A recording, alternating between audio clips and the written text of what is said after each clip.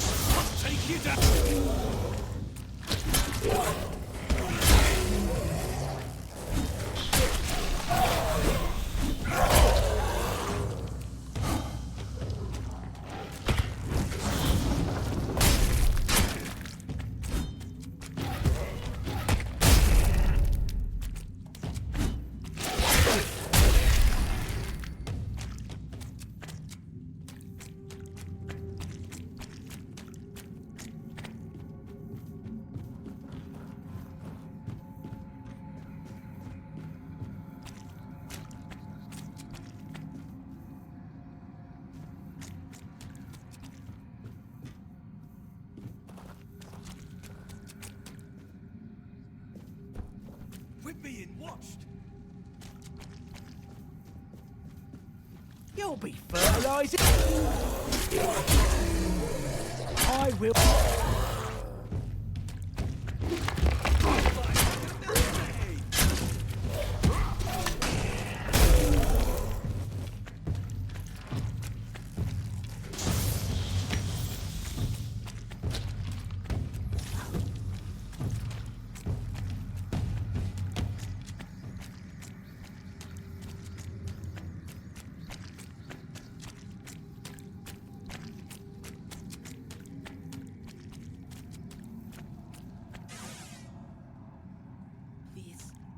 Someone hear me. Please help me. I don't know how much longer I can hold on. They don't want me to let go. Wait. They say you must leave. That I belong to them now. They're here, and they will stay. They really want me to join them. It might be too late already.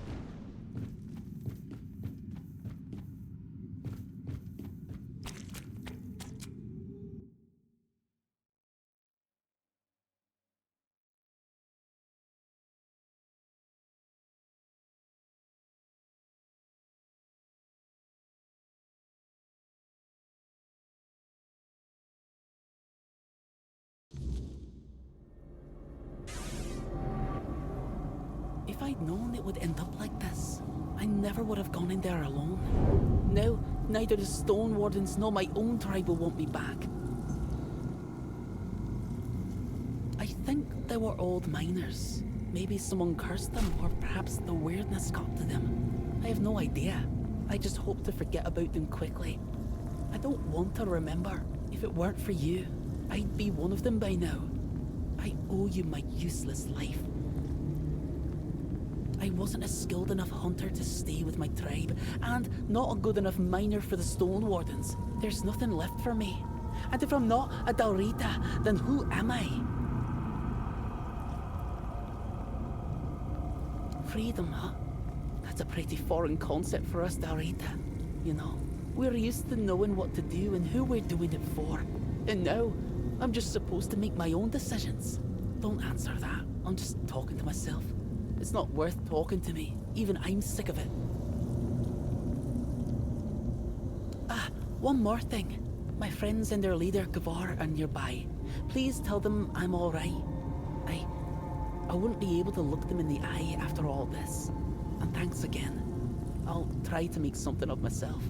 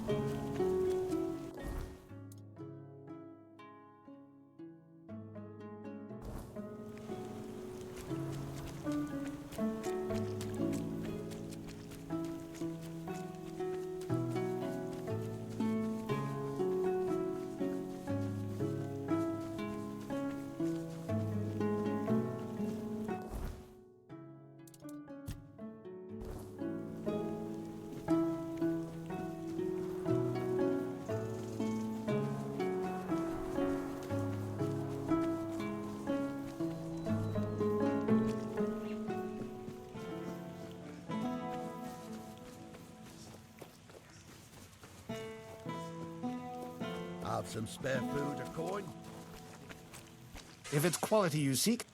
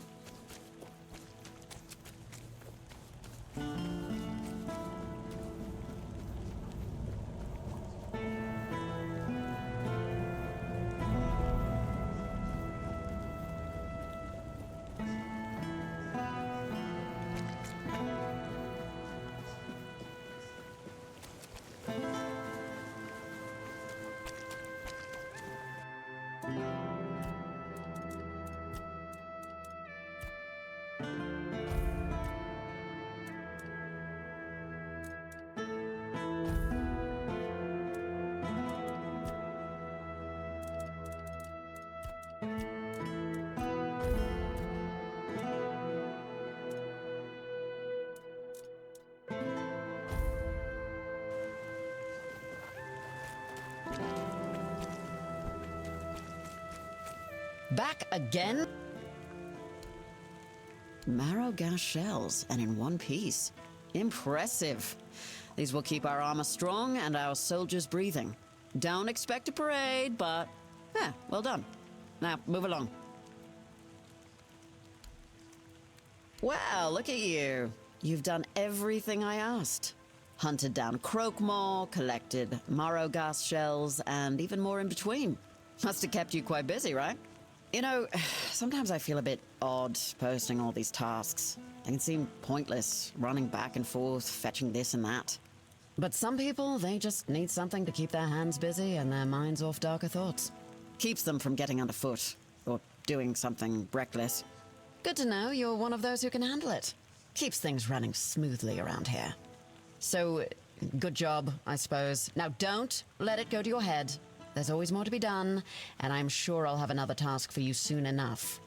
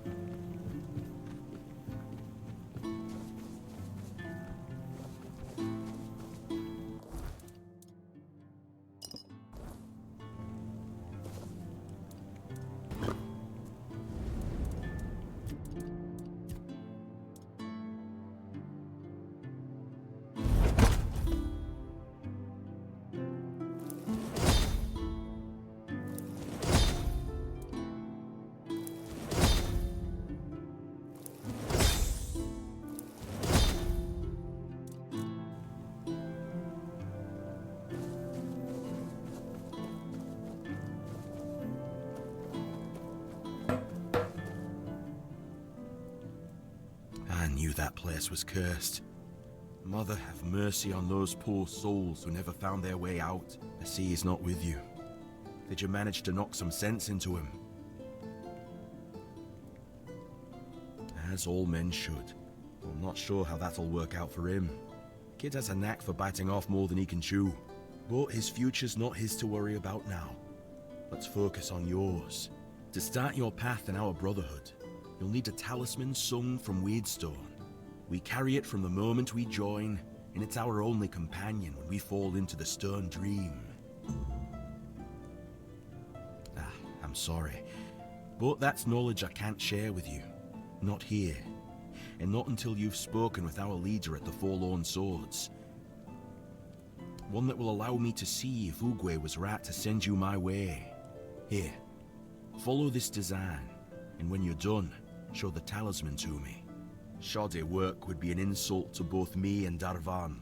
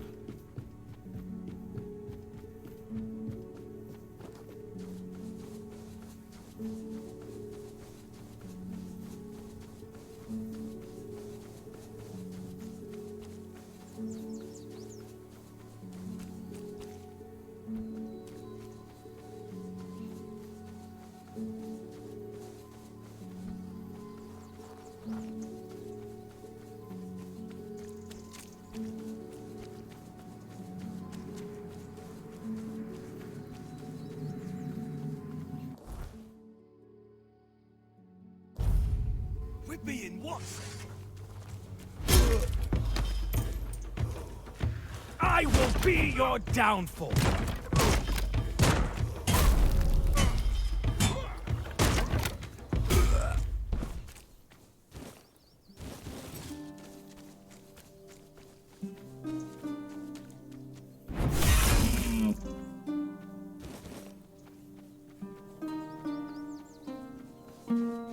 We have company.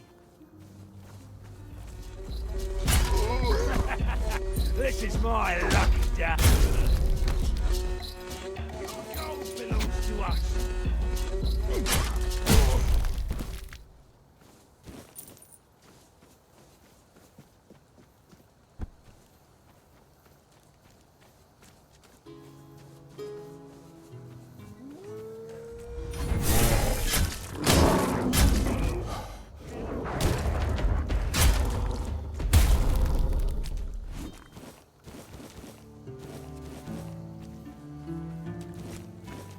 Remain vigilant.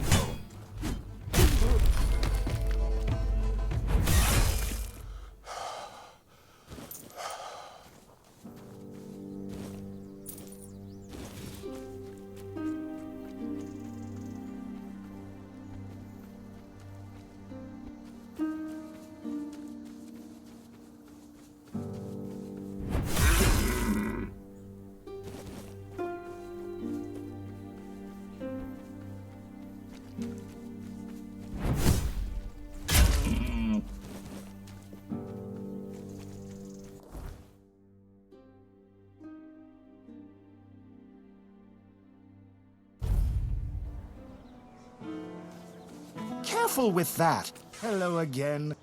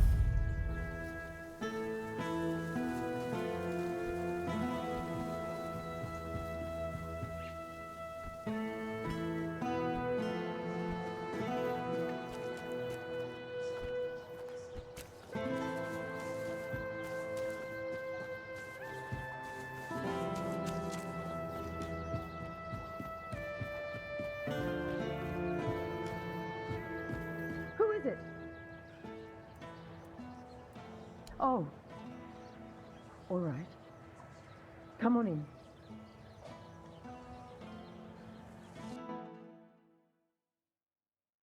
Sorry.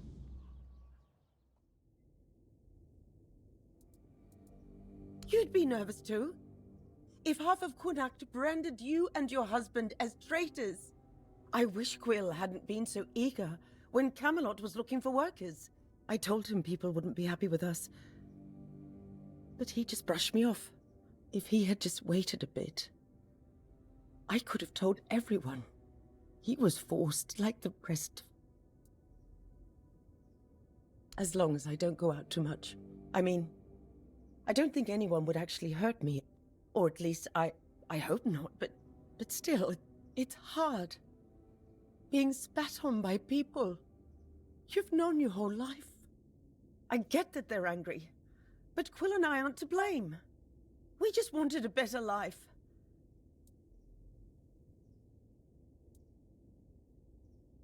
That doesn't give them the right to make me afraid. In my own home. They haven't hurt me, no. But they broke our windows. Trampled my flowers. I barely leave the house anymore. Because I'm scared of what I'll come back to. We haven't done anything to them. We don't deserve this. So he won't be home for dinner. Again. Or the next few days, I suppose. Oh, bother. Fine. Fine, I'll go. Maybe she's got some news about when we're finally leaving. Thank you for coming. Here.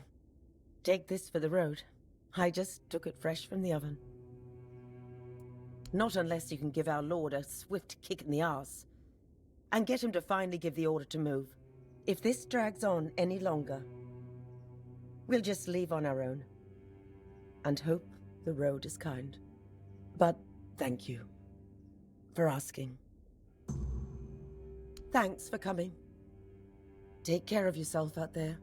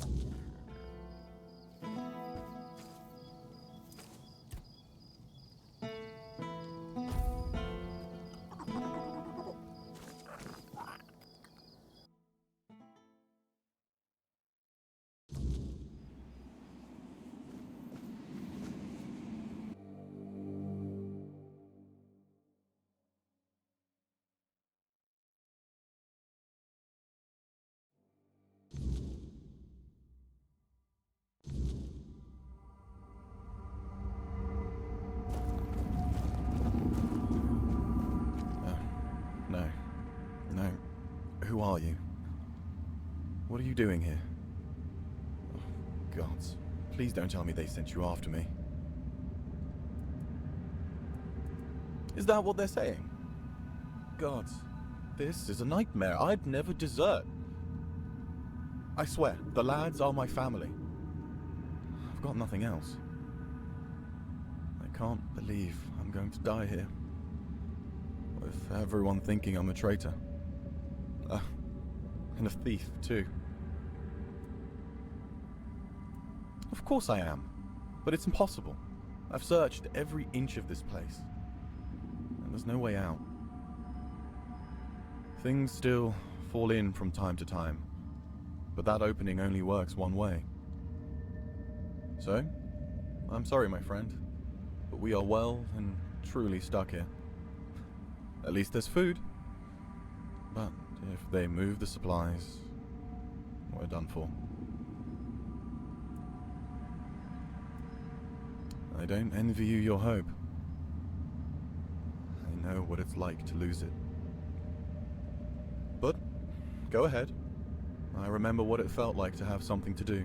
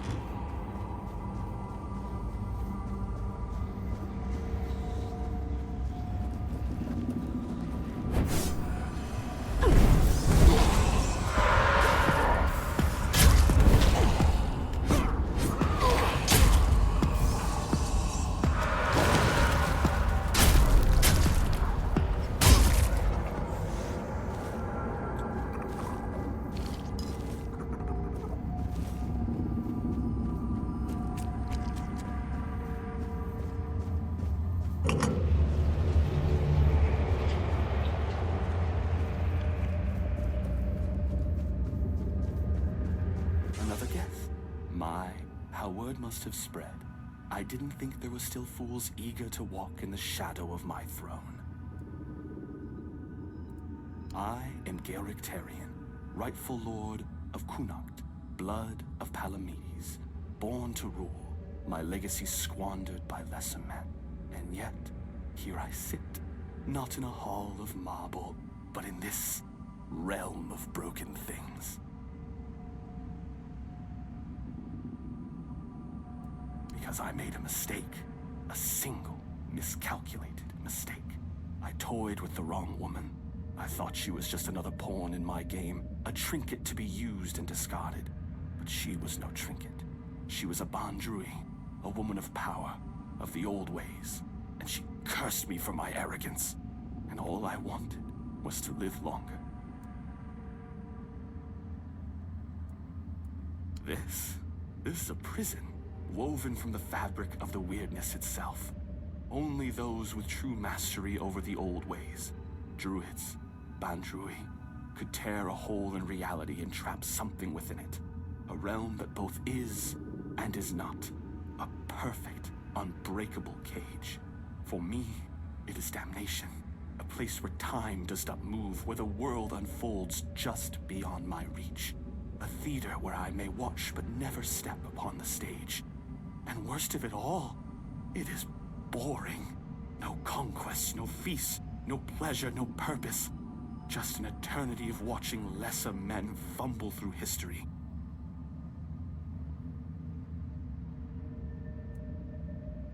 Yes, and then some, as you can see. Eternal life. Sounds like a gift, doesn't it? But no, I was not given life. Only existence. Trapped in this mockery of a world, able to watch, to see, but never to touch. I have seen my house crumble, I have seen weak men take what was once mine, and I have seen it all from behind a veil I can never tear. And the veil between worlds is thinning. The weirdness does not break easily, only when the fabric of reality itself begins to fray. My prison and your world should never touch. And yet, here you stand. It seems the world outside is shifting, twisting in ways it was never meant to.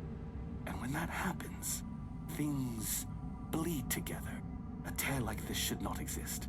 And yet somehow, you've slipped through. Whether that's for good or ill, I suppose we'll find out soon enough.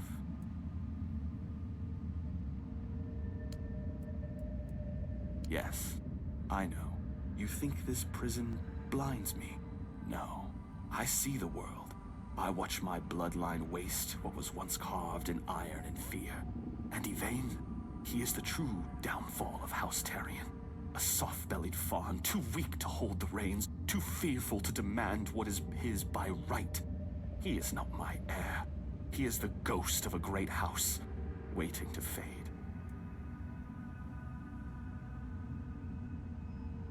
Ah, history, the great devourer. It swallows men whole and spits out only what it pleases. Palamedes, my ancestor, his name endures, woven into the fabric of Avalon like a golden thread. But me, I am the frayed end, the unraveled strand, cut away and discarded. And why? Because I ruled not with honeyed words, but with truth. Because I did what was necessary. Hunocht was mine. My name should have echoed through the ages, carved into stone, whispered in fear and reverence alike. And yet, here you stand, proving what I have long suspected. I was not lost to history.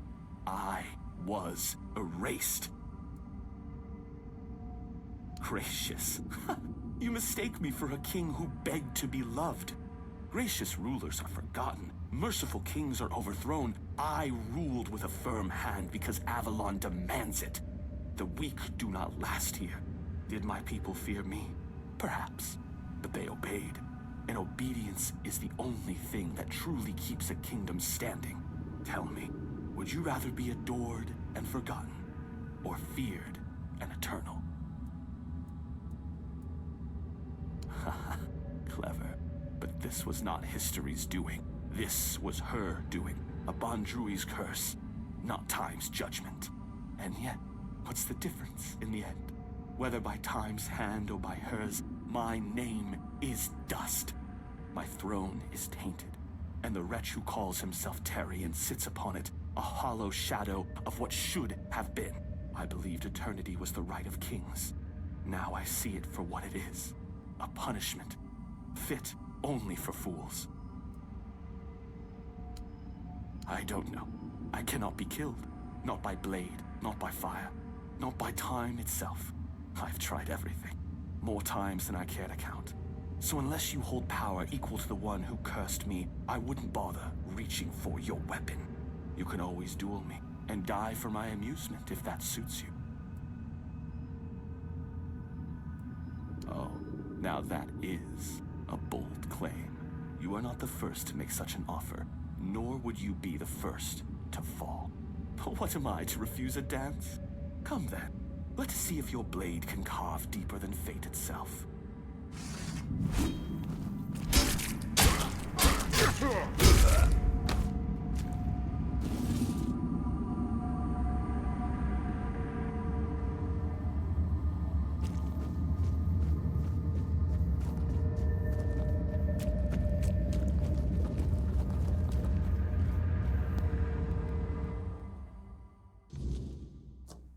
I can't believe it. We're actually free. You? How did you manage to get us out of there? That I don't doubt, my friend. Oh, it's so good to be back. Funny, I didn't realize it before, but even the air in that place was different. Guess I'll go report to Shine. Honestly, I'm glad you were there with me. She'd never believe me otherwise.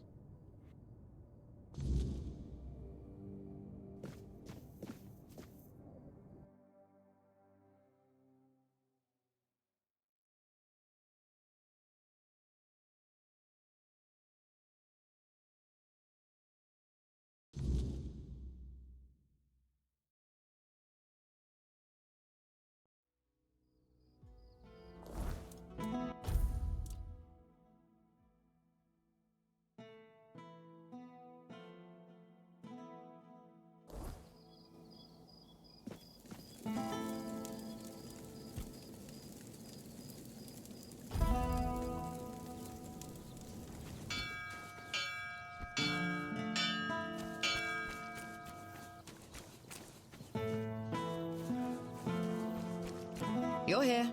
Speak your piece or let me work.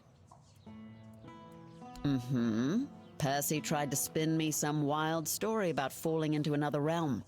I didn't toss him straight into a cell, only because he swore you could back him up. So, what did you find? You're pulling my leg, aren't you? Tell me this is some elaborate prank you two cooked up.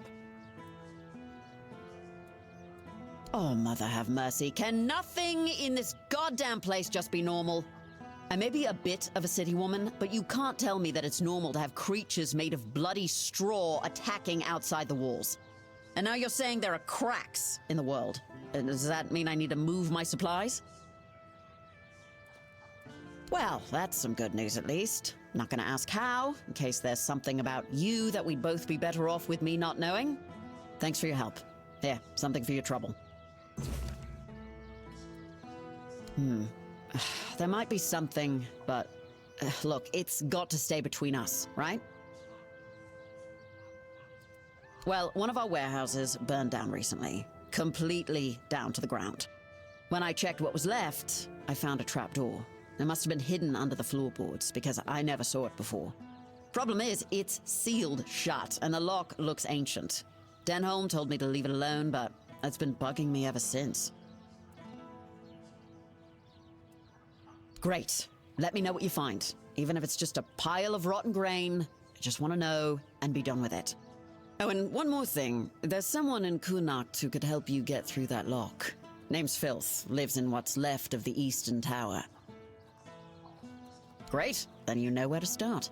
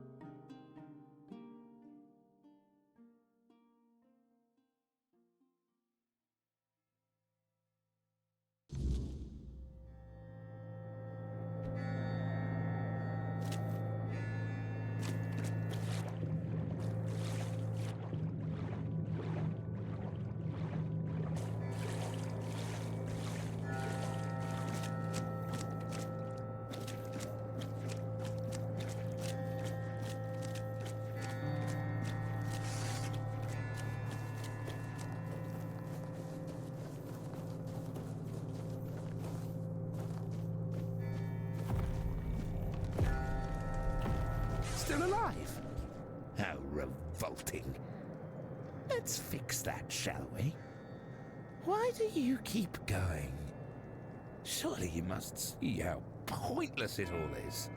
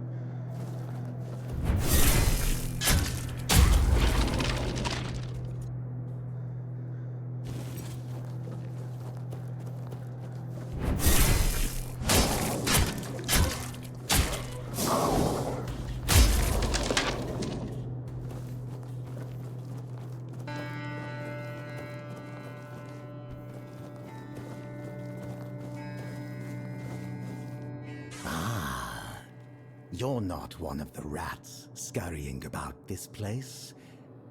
Truth be told, you don't seem to belong here at all. Perhaps you shouldn't be here, eh? But in the grand scheme of things, it's none of my concern. Do you need something?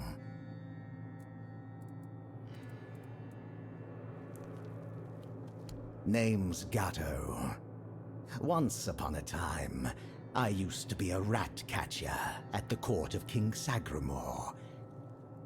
Later, fate led me to catching rats here, outside the cold walls of Sagremor's castle.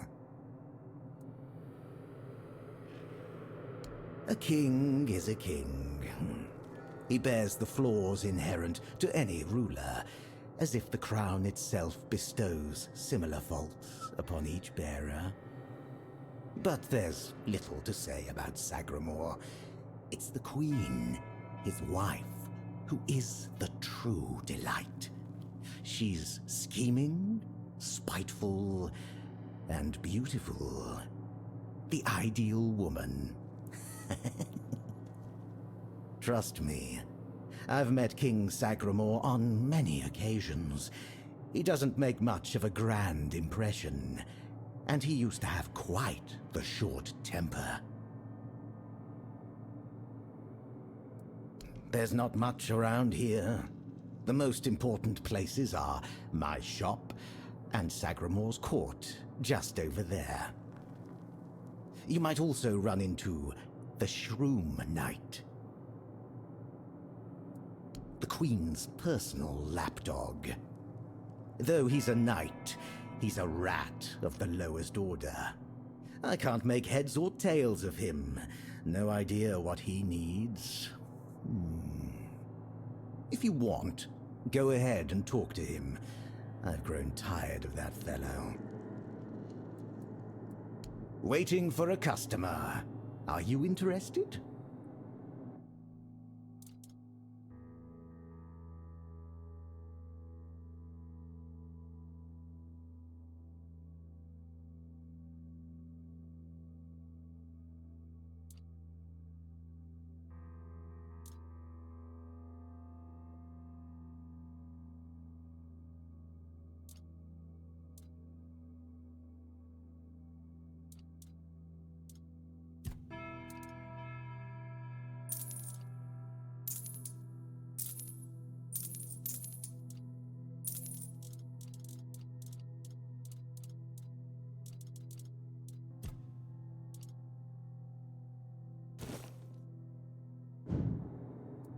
Come back if you need anything else.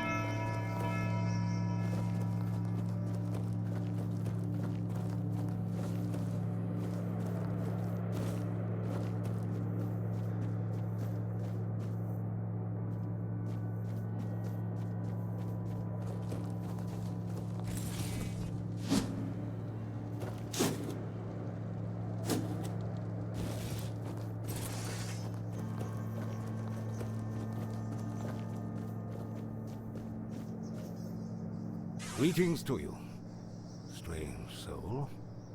You carry a light that doesn't belong to the Sagremor's realm. You're not from here, are you? I fear, then, that you won't be able to grant me absolution, at least not yet. Only a pure soul can bear the sins of another. My soul was once like that. I thought it would be enough to... I don't know what I thought. I've been here for so long. Not just anyone's. I took upon myself the sins of my queen. I had no choice. I swore an oath of loyalty. But if I had known the weight of the Queen's misdeeds, sometimes I wonder if this is my punishment. A punishment for consorting with someone so corrupt. I don't know. I sought meaning in the All-Mother, pondered the truths of the Red Priests. I searched for a merciful God, but all was silent. Then I came here. For Sagremor, soon to be king, was about to ascend to the pantheon of demigods, and beside him stood the queen, as radiant as dawn, gentle as the light of spring. I swore to serve them until the end of time, yet she desired a true kingdom, regardless of the means. Next, there was the descent into the depths where we now find ourselves. This came to pass at the Queen's behest. How twisted and corrupted must one's soul be to desire something so dreadful, to rule alone over the world of shadows. I was stupid.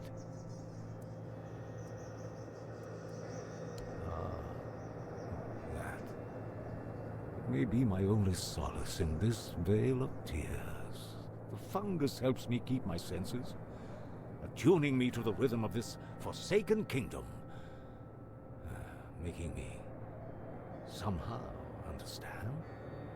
I feel the footsteps of the souls wandering above. I feel their ever unfulfilled needs and desires. The fungus conveys this to me quite clearly. Yes, and in a way, I accept the workings of this wretched place. I feel as though I am a part of it. It gives me some sense of belonging. And perhaps there is another future for this realm. Perhaps if we are all connected here, forming one single organism, it might lighten our burden? Who knows? Apparently, this is what the world looks like without gods.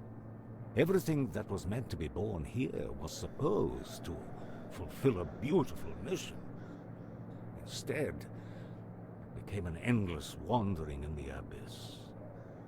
Sagremor took a wife, a woman whose power no one was aware of, much like her true intentions.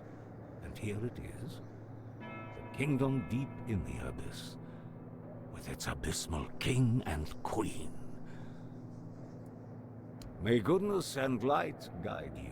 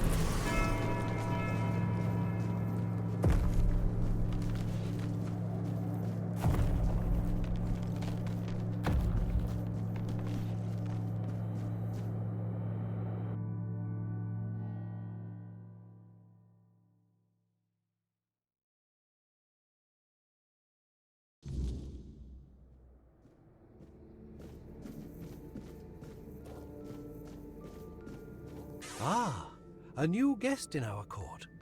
Welcome, stranger, to the humble halls of King Sagremor's castle. Are you here to seek an audience with the king and queen? Many are eager to see them, though most are the old regulars. I'm sure their highnesses will be pleased to see a new face. We haven't had many guests of late. Oh, no need to trouble yourself with me, my lord. I am but a simple custodian, a lowly servant of our gracious majesties.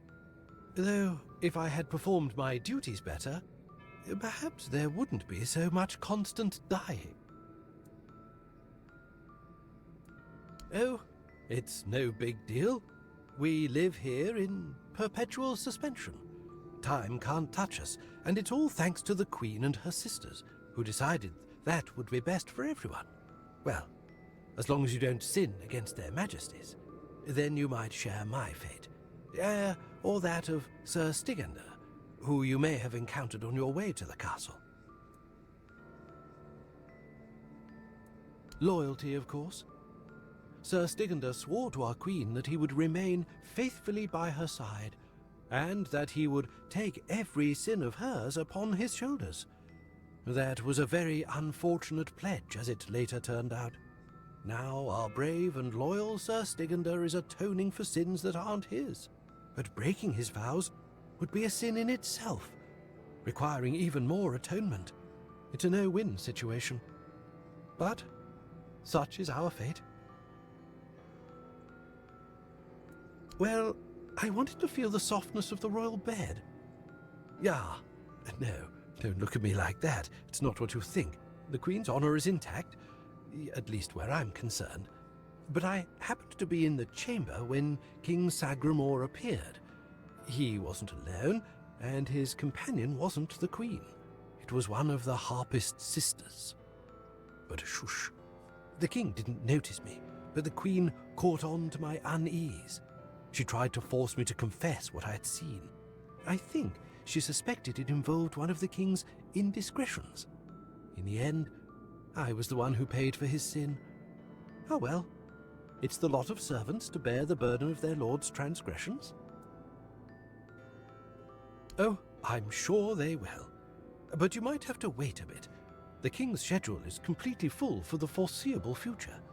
And, before you ask, no, there's no way to speed it up. King Sagremor is very particular about treating all his subjects equally.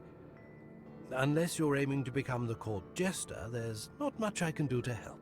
Though, now that I think about it, perhaps if the Queen's sisters put in a good word for you, you might just get to the front of the line. Oh, that would be Miss Clare and the midwife. Should I elaborate about the royal family in any particular order? She's the youngest of the sisters. She used to be so sweet and innocent. But now, well, I shouldn't gossip. I'm already trying to make up for that. Just know that Miss Clare isn't a bad person. She became envious of the Queen's love for the king and ended up chasing after boars who never really returned her feelings. I don't know much more than that. Talking to Miss Clare is rather, difficult. You'll see what I mean. She's a wonderful woman, completely dedicated to family. Her life's mission was to bring a child to the royal couple into this world. She loves all the royal children. Unfortunately, none of them are, suited to inherit our kingdom. You'll be fine, as long as you don't insult her family. I'm glad you asked, my lord. All you need to do is kill me, and the keys to the sisters' chambers will reveal themselves to you. Yes, exactly. It's no big deal. I've died thousands of times. That's just how it is for me. Ever since Sagremor's kingdom was established, I've been the keeper of the keys to all the chambers in the castle. And with magic, when a spell says, "Guard at the cost of one's own life," well, it tends to take that phrase quite literally. If I died forever, I wouldn't be able to guard the keys anymore, right? So I come back to life every time someone needs a key from me. That's just how things work around here.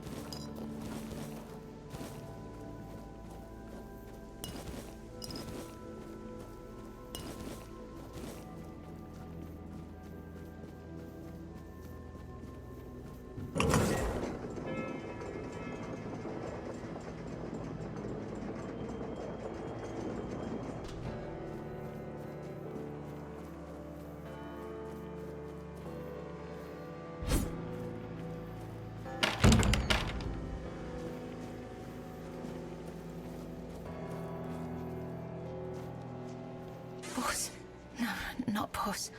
Bors in the letters. The letters to Bors, to beloved. These, all of them, I write. Letters to beloved Bors, I write. I write only letters to Bors, to beloved. Yours, Claire. Sister has a tablet. Once she had it. Once, sister. In Sagremor's arms. Once, me in Bors' arms. Forever. Yours, Claire. My beloved. My dearest.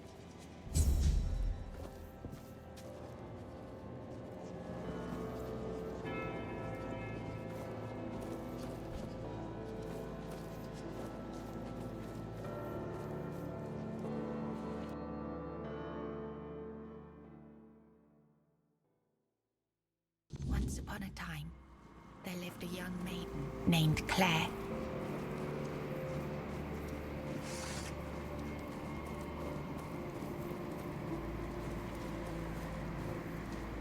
In this unchanging realm, there was neither the sorrow of endings nor the joy of beginnings. No sunrises, no sunsets, and no seasons to mark the days. Such was the design of the eldest sister, whose insatiable hunger for control bound the kingdom in eternal stillness. She hoarded love and devotion as a dragon hoards treasure. Yet for all her power, her heart remained empty, cursed to feel nothing for eternity. Claire, the youngest and gentlest of the sisters, moved quietly through the cold, unchanging halls. Her beauty it was the height of summer when young Bors first laid eyes on the maiden of his heart. Working in the fields, his skin bronzed by the sun. He paused as the sound of hooves drew near. A lone maiden approached, her hair shimmering like spun gold, her cheeks rosy and her waist snugly drawn into a spring green corset. While the other peasants bowed their heads, Bors stared unabashedly. Sensing his gaze, the maiden turned sharply, startling her steed. The horse reared and she tumbled from the saddle, straight into Bors's waiting arms. Their eyes met, and in that instant, the maiden felt herself lost. A warmth bloomed upon her cheeks, but a deep foreboding stirred in her stomach, for she knew there would never be another man who could claim her heart so completely. From that day forward, she rode past the fields daily, offering Bors water and sharing quiet moments beneath the shade of a willow tree. Days stretched into nights, and the two surrendered to love. But one day, as the maiden passed the field, long ago, there lived a maiden named Claire, fair of face and gentle of heart, cursed by her cruel sister to remain imprisoned in a high tower. Forbidden to step beyond its walls or look out of the window, she spent her days weaving a tapestry of the outside world, a world she could glimpse only through the reflection in an enchanted mirror.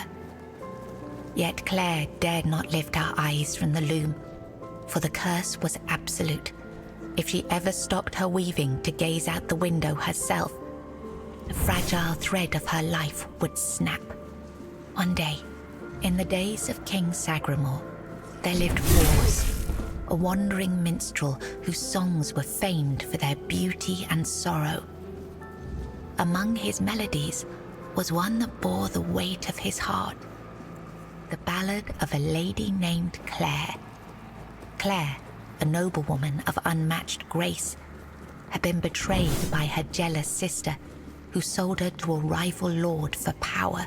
Locked in a distant tower, her pleas for rescue went unheard. But Bors, who had once sung for her in her father's court and fallen deeply in love, learned of her plight, and vowed to save her. He journeyed to the castle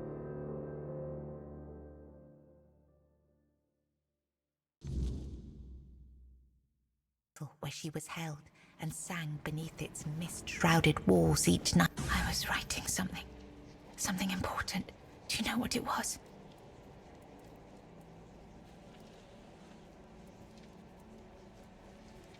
My sister. I have 2 sisters, one older and another the eldest. She's the caregiver. She nurtures, she helps, she tries. I was writing something. Here, you've read these notes on the stacks of paper. My handwriting. I must have written them, yes. Strange. No, I'm sorry. Yes, Bors, my former lover. I have fond memories of him.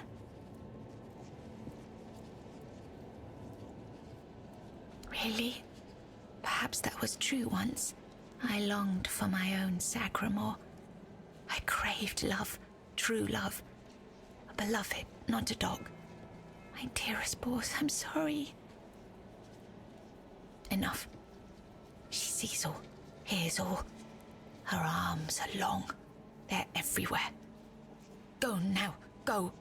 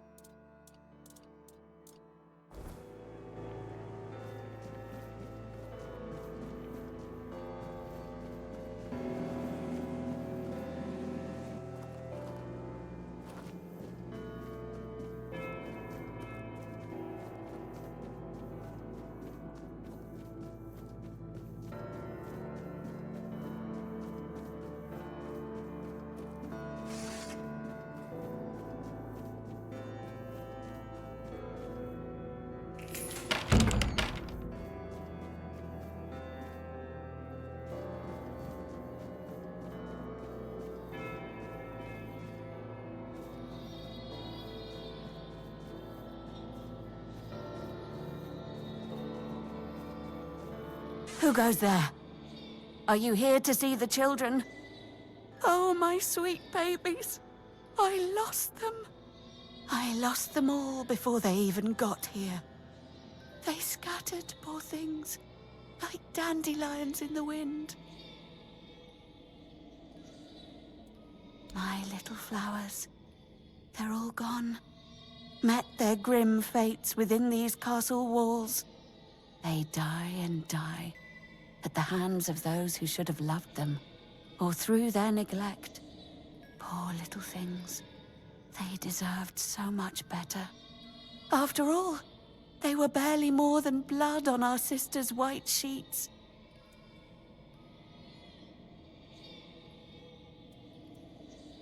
The Queen. She wants nothing to do with me. I failed her so terribly that she no longer wishes to see me.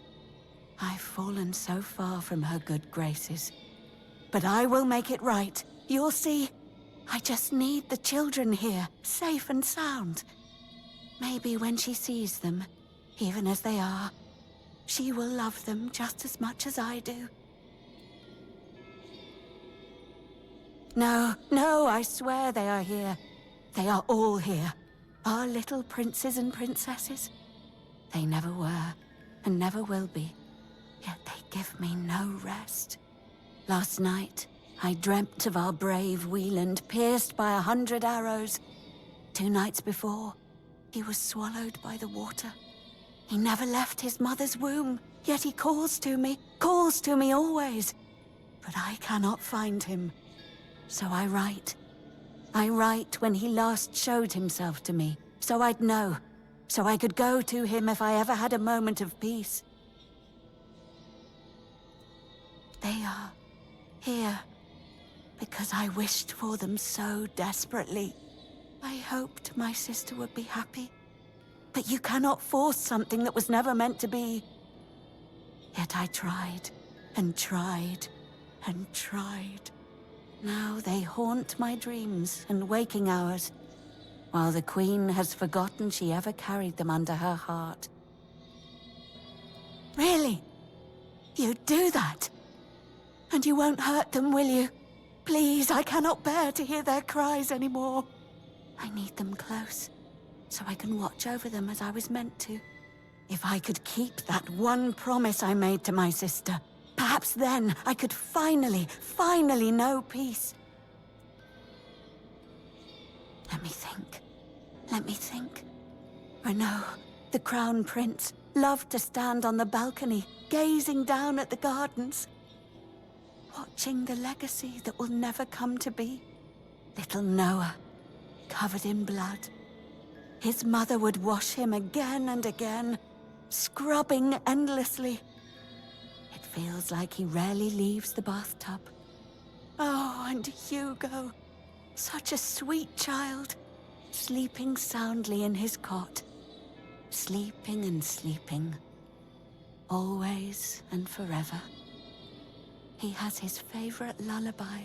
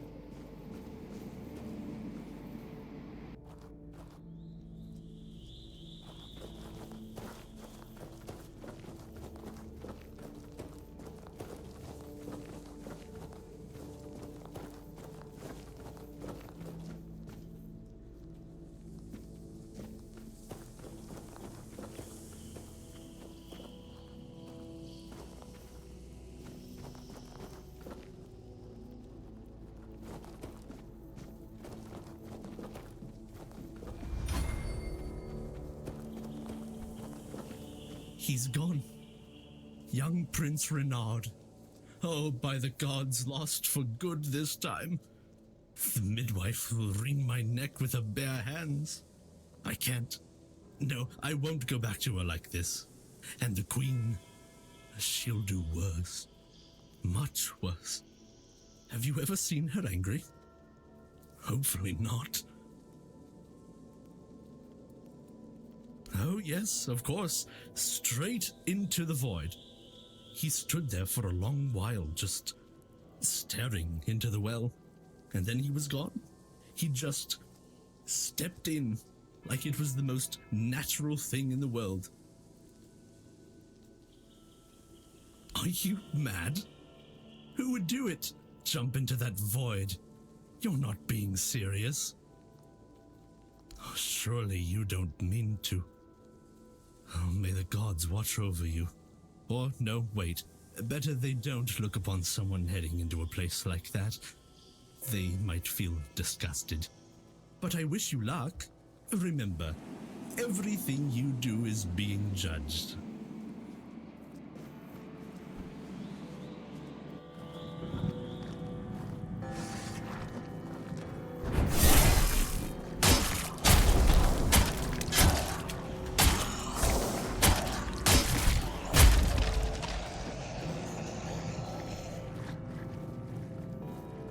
Did the midwife send you?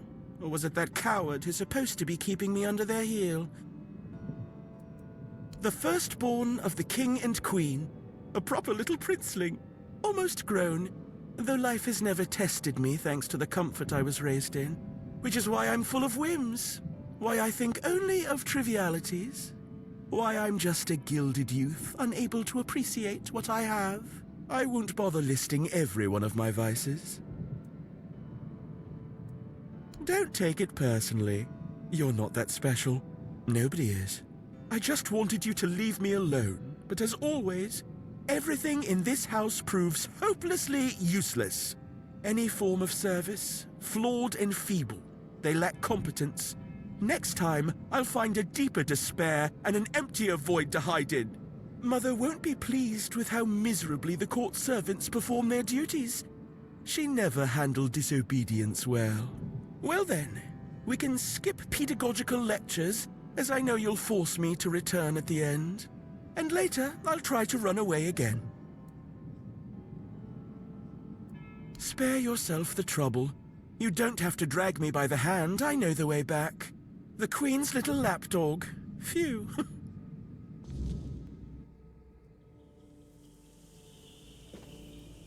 You found the young master.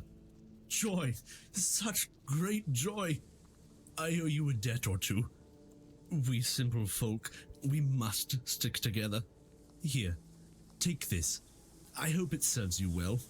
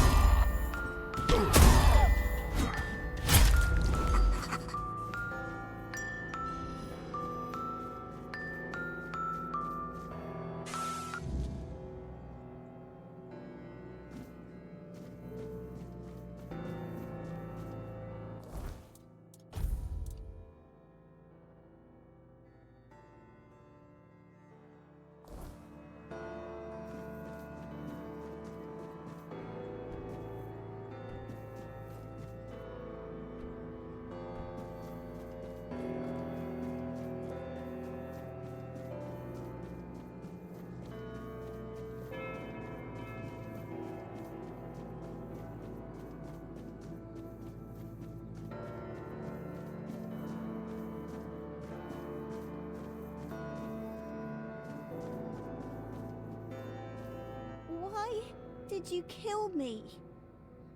I didn't want to. I didn't want to be like that. Mum, she used to call me Little Fish sometimes, when she was in a good mood. But when she wasn't, she'd call me Bastard, Misfortune, or Mistake. Once, during a bath, I cried that the water was too hot. So she pushed me fully underwater and held me there until I learned. After that, the water was always cold. Mama is the most important one. She controls everything. Everything rests on her shoulders. I can't disturb her. Father, Father is the king, and usually just sits on the throne. Mum always said he was busy, but he just sits there. Then I was here, sitting in the water, and I never cried again.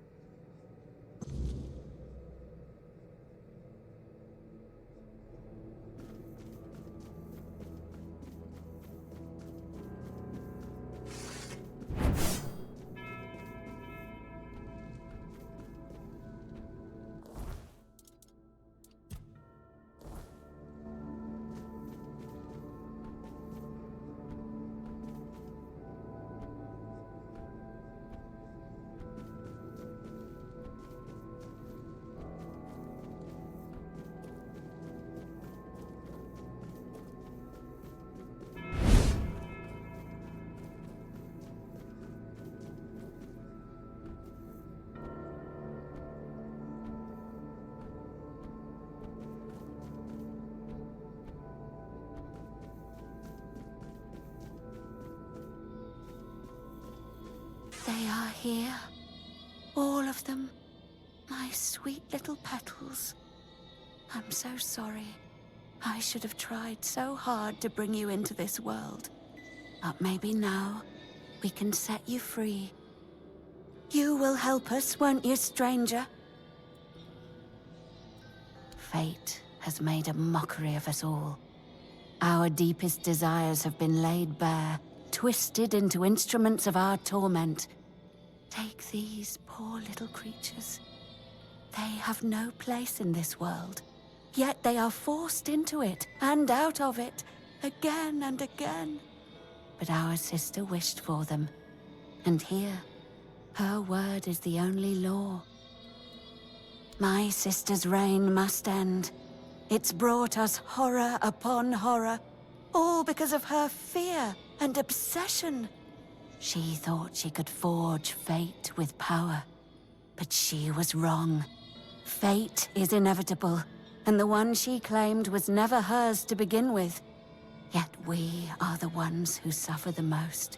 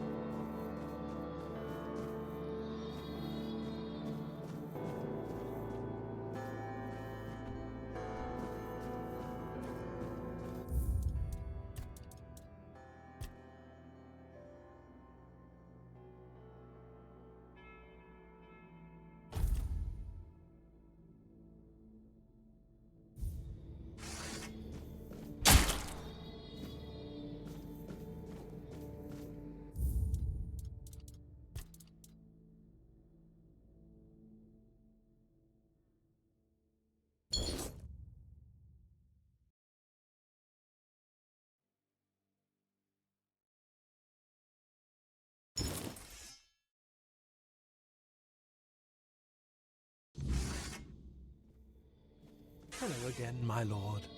Are you ready for your audience with the king and queen? Nobody knows. The king and queen haven't granted an audience to anyone in years. All these poor, lost souls will never get their turn. Only Stygander and I are aware of the passage of time. The rest are stuck, frozen in the moment. But we're not allowed in the throne room, so we have no idea what's going on with the king and queen. If I were you, I'd be sure to mind your manners and follow every order, for your own safety. Ah, I see you're trying to coax a little gossip out of me. I appreciate the effort. You're the only one around here who can hold a normal conversation.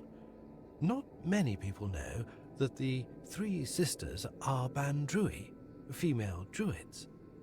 Interesting, isn't it? Not all druids allow women to engage in their noble profession. They didn't care, though. They did their work, and they did it well. One day, they delivered a prophecy to Sagremor, telling him he was destined to be the next King Arthur. Our king took their words to heart and made one of them his queen. The other sisters helped the queen maintain the kingdom in its current state. It's not for me to say whether it's right or not. I know my place and the role I've been given. Hello again, my lord. Are you ready for your... As you wish. Here is the most precious of all keys. It will open the doors leading to the throne room. Oh, and you might have an occasion to see the royal chapel. Please, don't forget us. Damned for all eternity.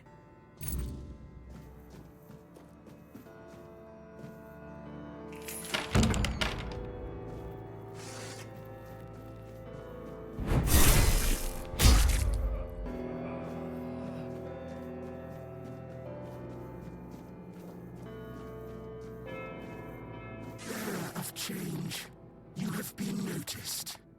I was chosen to extend you an invitation to speak. But first, you must let me show you something beautiful.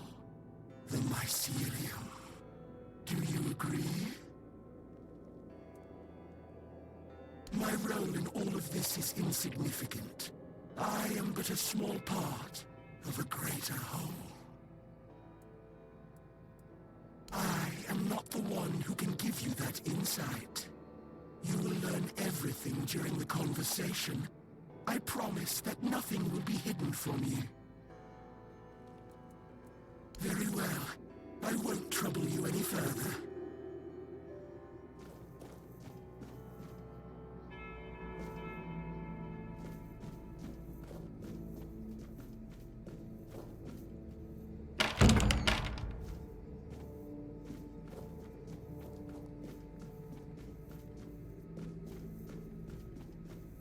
Go.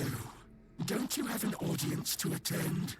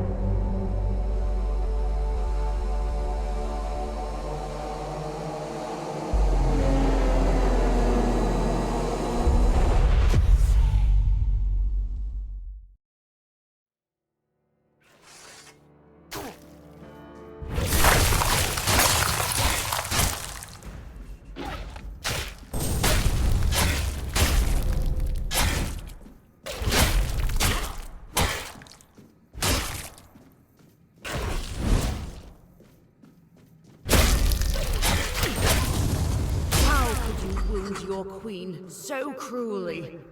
Why did you refuse to simply bow? You could have served me for eternity. Wouldn't that have been beautiful?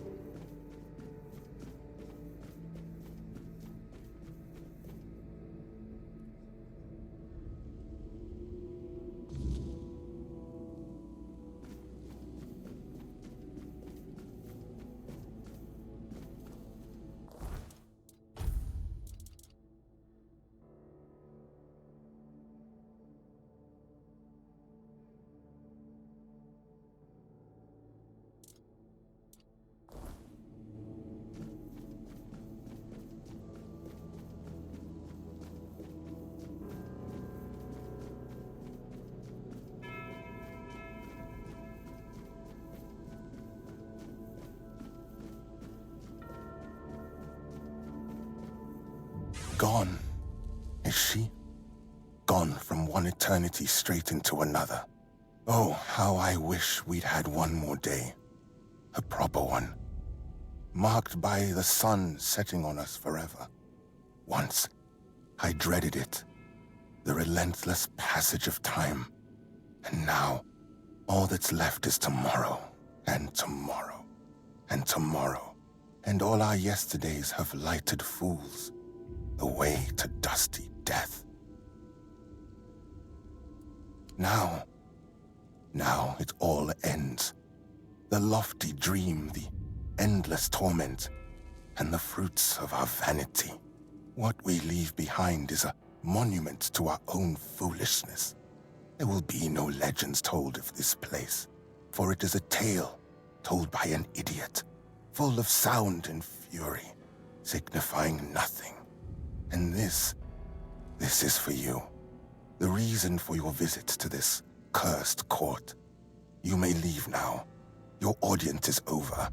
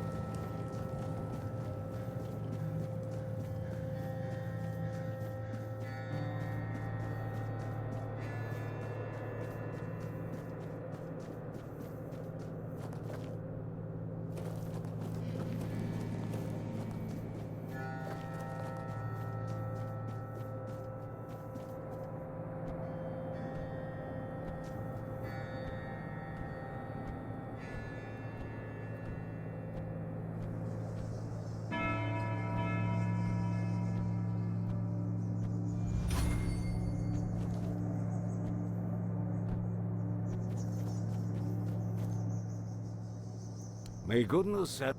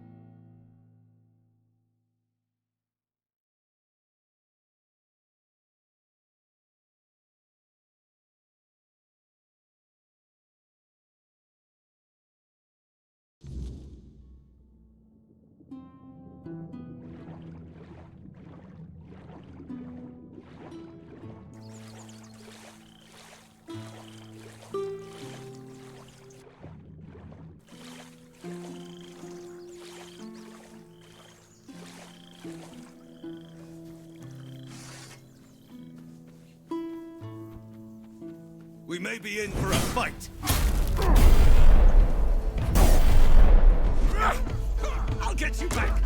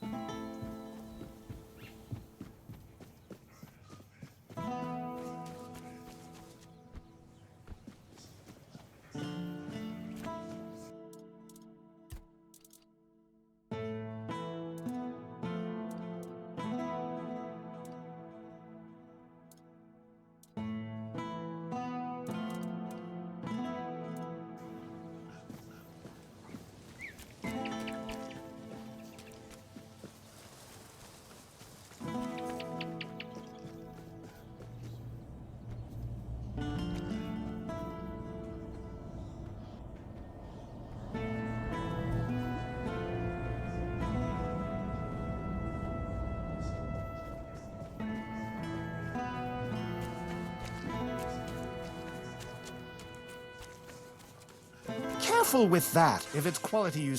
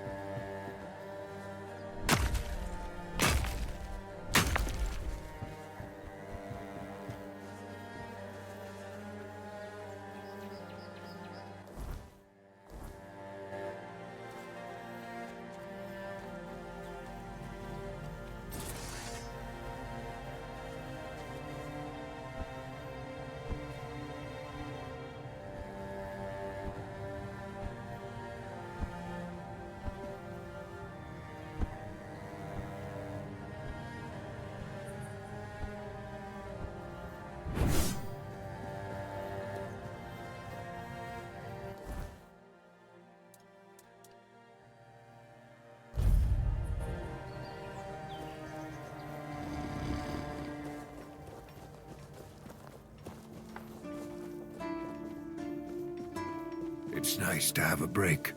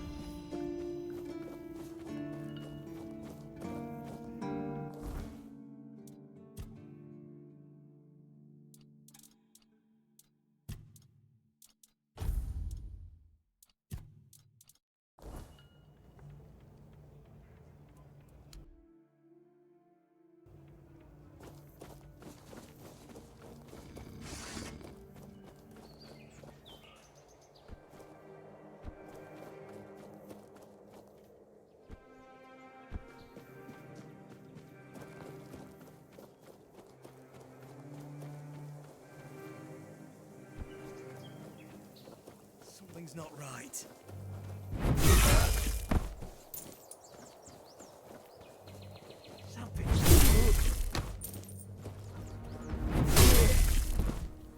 Say your prayers.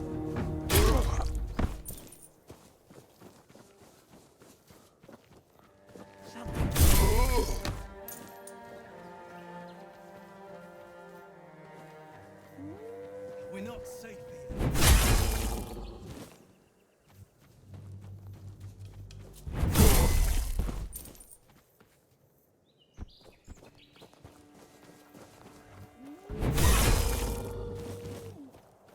Prepare for battle.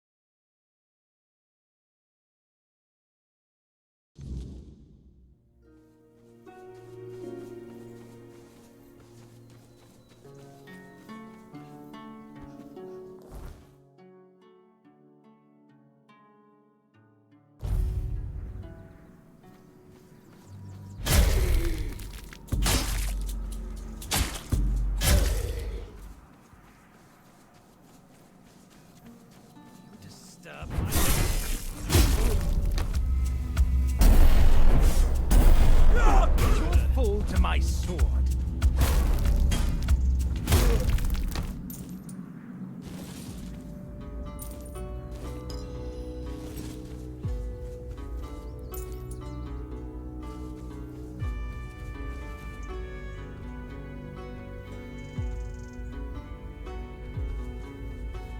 What's that noise?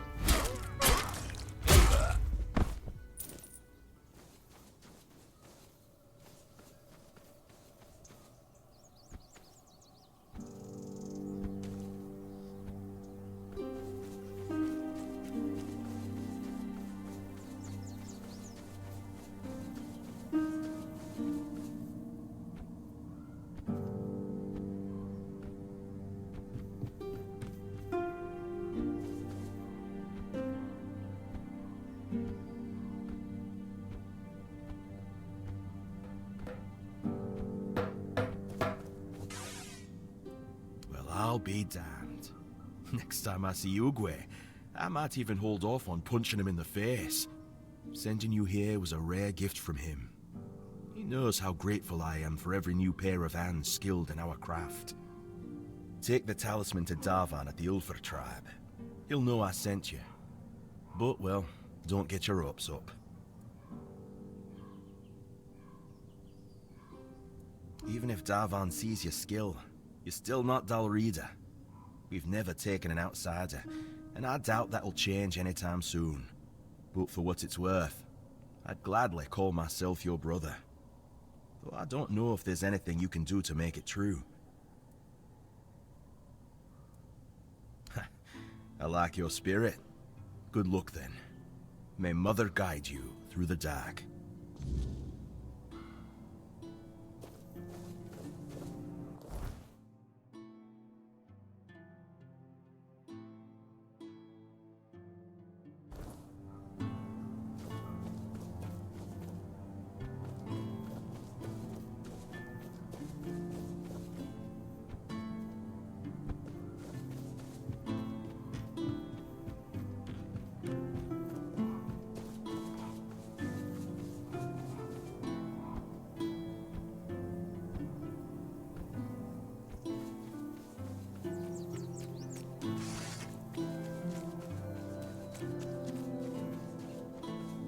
Hold your ground, men! I see fear in your eyes.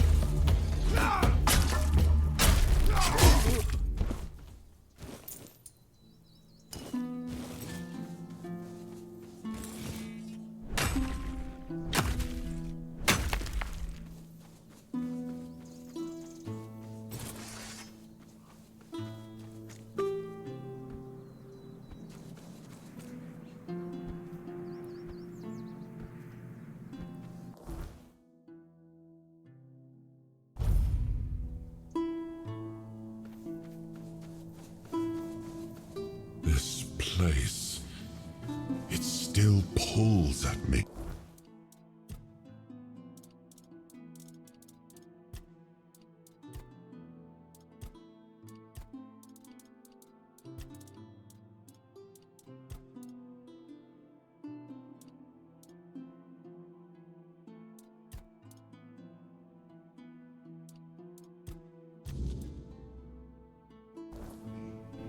We should take a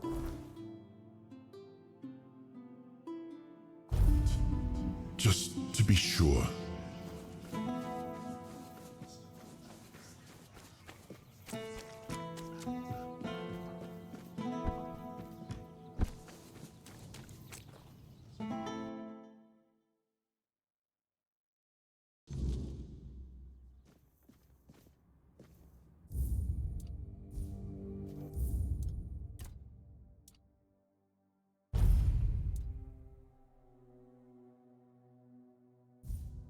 Hello there. It's nice to see a new face, especially from this side of the bars, if you know what I mean.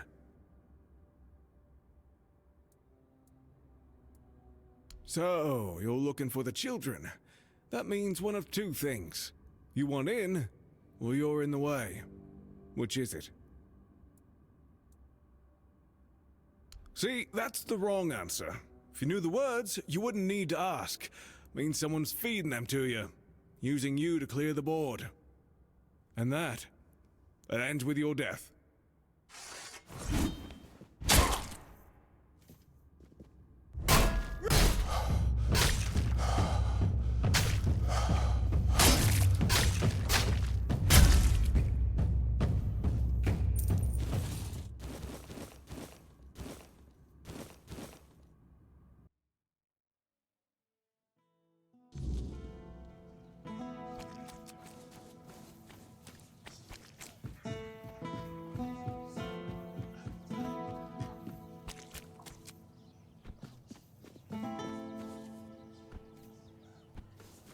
You doing okay? Good day.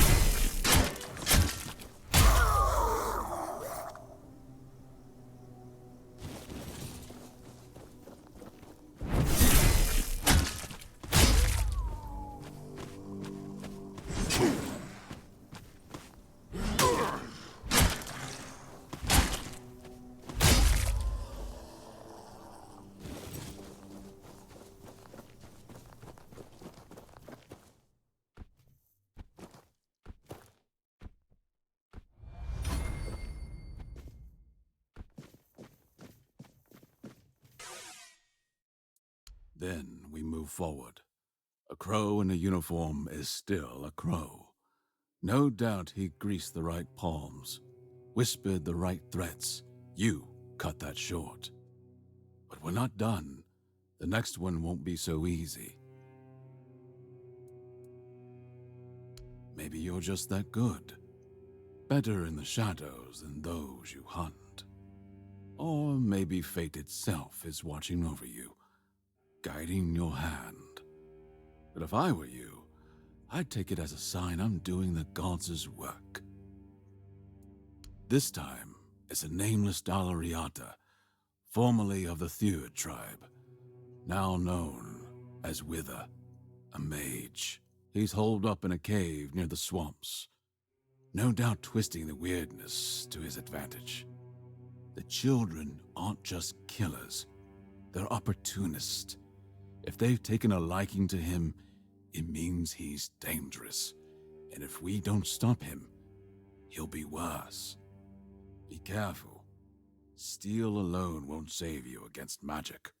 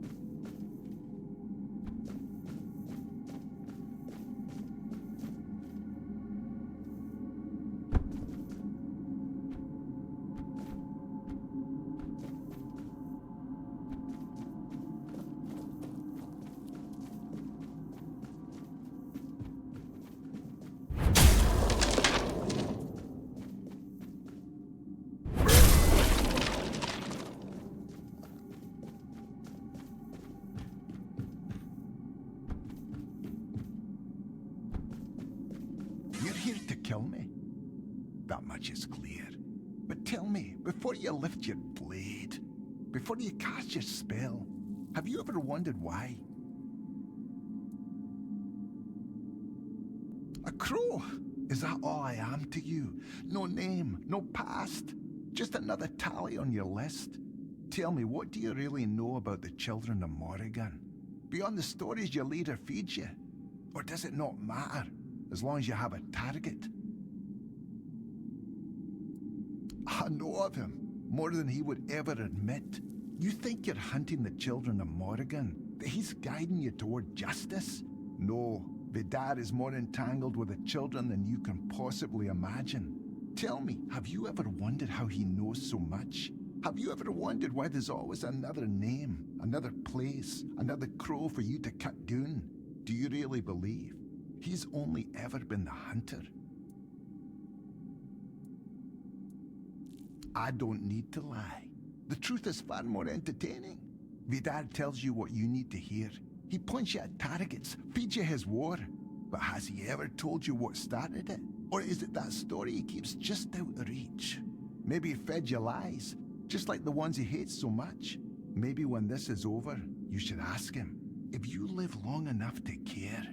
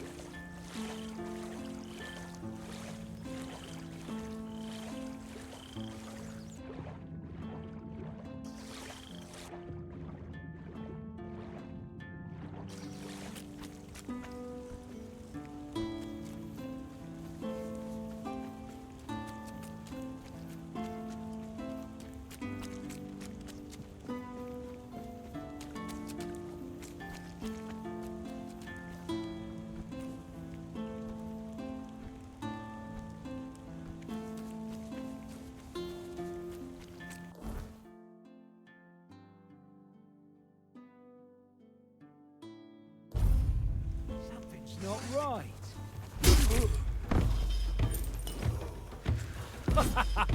You are nothing but a...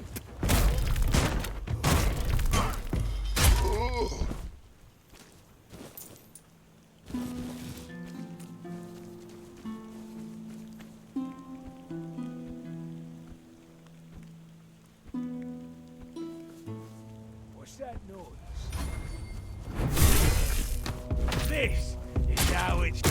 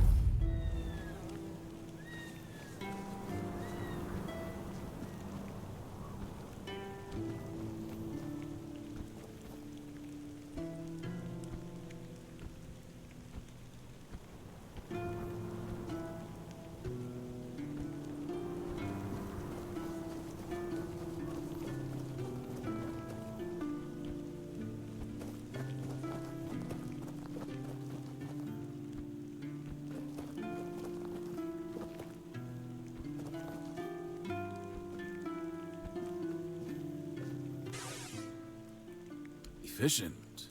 I respect that. Wither thought himself untouchable, twisting minds to suit his needs. You proved him wrong. One more stands in our way. If we're lucky, taking her out ends this. I know their ways, because I have to. Because no one else fights them like I do. But if you think I'm one of them, go ahead. Draw your blade. See where it gets you. I already told you what drives my hunt. Beyond that, I don't owe you my past. What I do owe you is the only truth that matters now. The children must fall.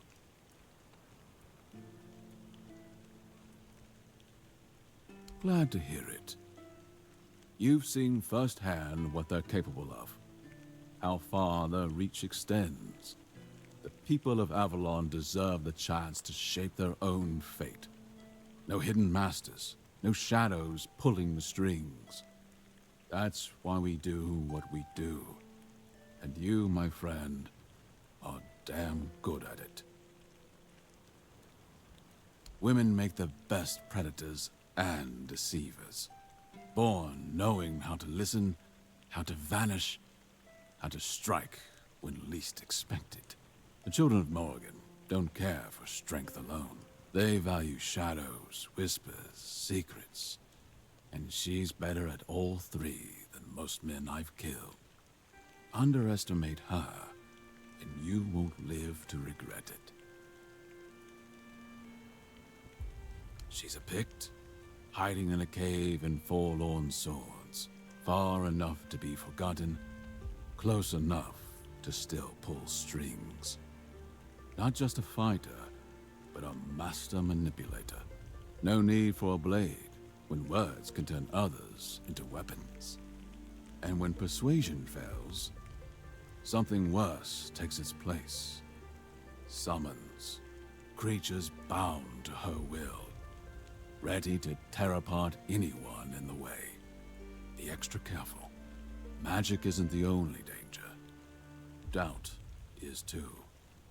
If you're not certain why you're there, you won't survive it. Go prepared, or don't go at all. When it's done, meet me near the mountain. I believe we're at the end of the road. Soon, you'll claim the ultimate reward.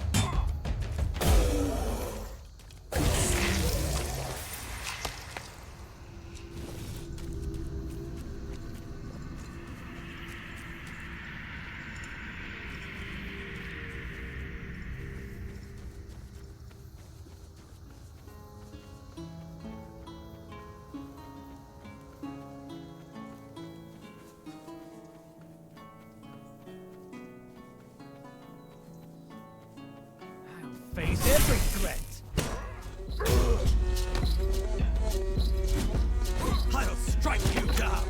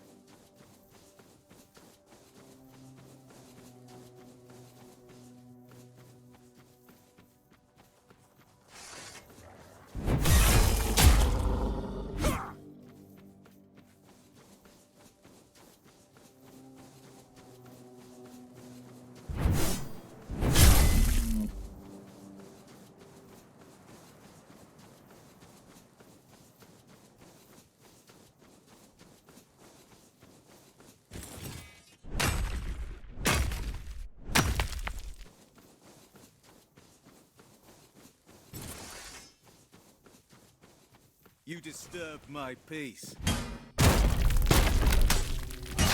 Such a cheap shot!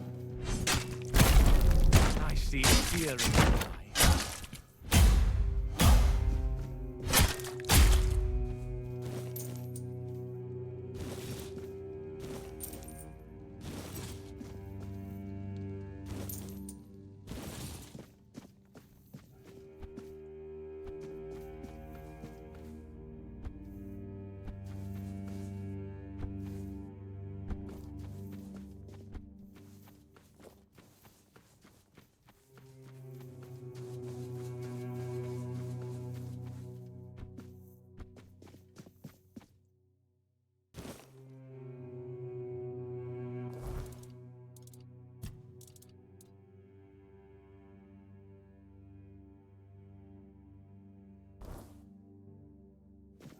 Please, help me!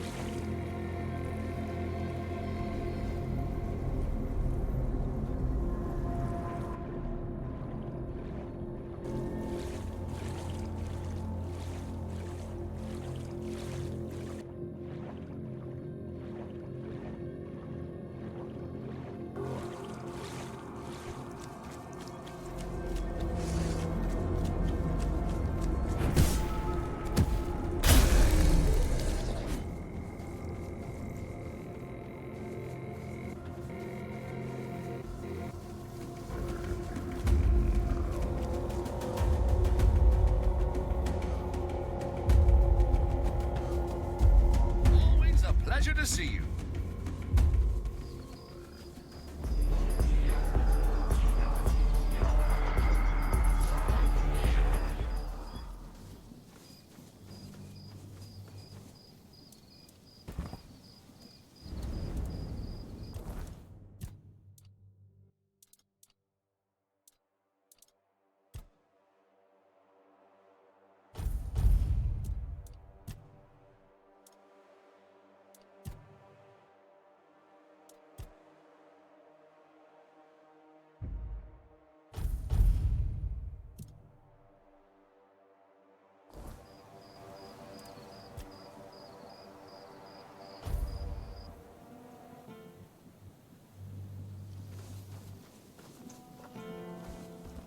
Well, if you want to buy eggs, go talk to the missus. Though consider yourself warned. You eat them at your own peril. Well, that's your loss. Me and the missus take two every morning and feel like gods till dinner. You won't get that from your regular eggs. And you won't find ones like ours anywhere else.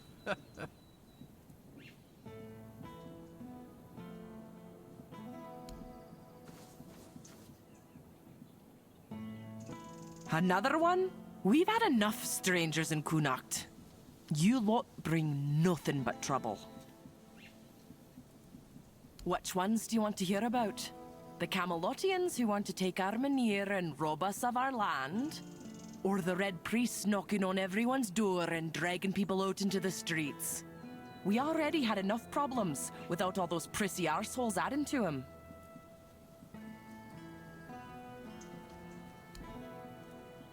Ha! Welcome in, you say, when your lot just barges in and takes whatever you please. Like old Norm's woodshed. That got requisitioned by Camelot. They shoved some fancy paper in his face and said, "This is ours now." They say it's all fair because Norm got compensated. But what about us, huh? We lent Norm our best axe ages ago, and he left it in that bloody shed. Why? Huh. Maybe you do. But I don't trust folks who offer things for free. They always want something sooner or later. We may not have much, but we're honest folk. Bring me back that axe and I'll pay you. Just don't get caught. Eggs, some veggies.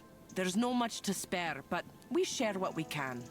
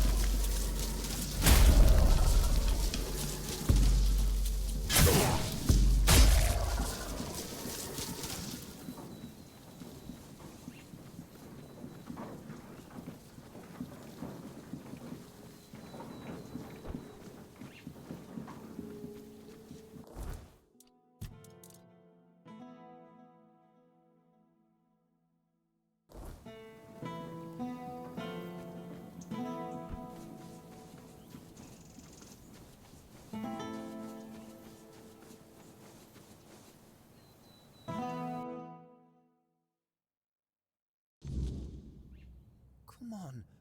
We can't sell Daisy. We're gonna need her. What we're going to need is money. And she'll...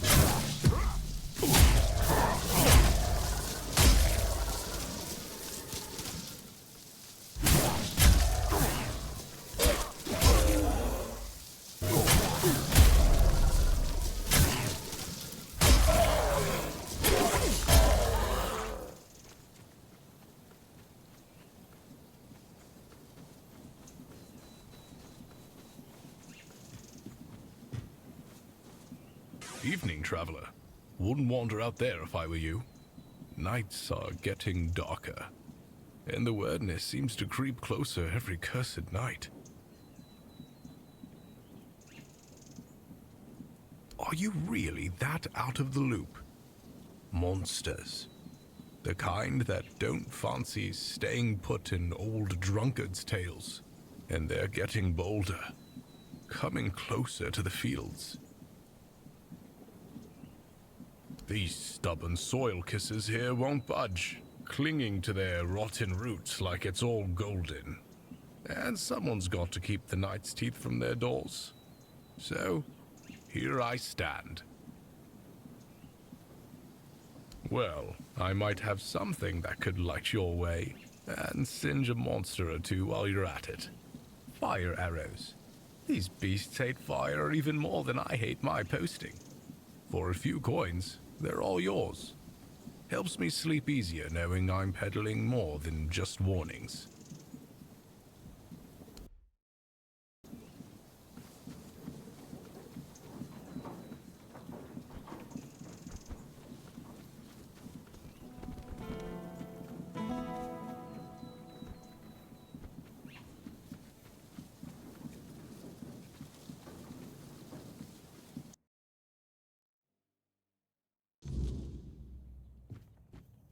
Welcome to my corner of misery, traveler. Whatever brings you here, just know you're wasting your time. The weirdness is coming closer every day. Started in the deep woods and now it's almost at our doorstep. Town's slowly emptying. All the smart ones left weeks ago. But now, even if you're trying to get out, good luck with that. The soldiers set up a checkpoint at the gate leading to the main road to Camelot. Now it's blown. They said it was a landslide. Or an avalanche. I don't know. But that was one of the safe routes. Wherever you go, the thicker the weirdness gets. Swallows entire patrols sometimes. 3 Camelotian soldiers disappeared last week. Official story says desertion, but I saw what was left of their gear. Twisted like paper, heavy steel bent like it was cloth. Well, perhaps there's still some decency left in this dying world after all. You know, I used to be the best hunter in 3 villages. To track a fox through a rainstorm. Now, I can't even trust the forest to stay where I left it. Here, my old bow served me well for 30 years. Not like she used to me now with these shaky hands. But it might just keep you alive out there. The weirdness doesn't take kindly to visitors, but sometimes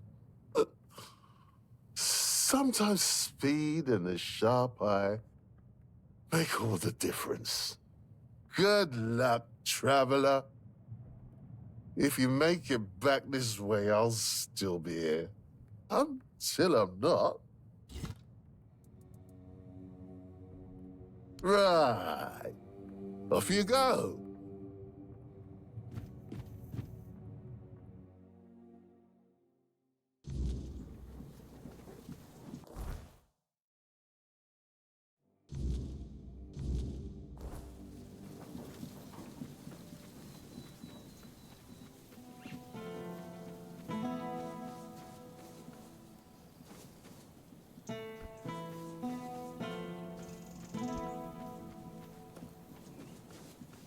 What can I do for you today?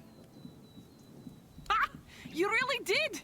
Camelot didn't give you any trouble? Huh. Maybe there was something to all those tales about Norm after all. He always seemed so polite. Helped my Reese figure out the best way to grow wheat outside the repellers. It just goes to show you never really know your neighbours, eh? Well, here's the payment I promised, and some freshly picked veggies, too. Well then, have a good one.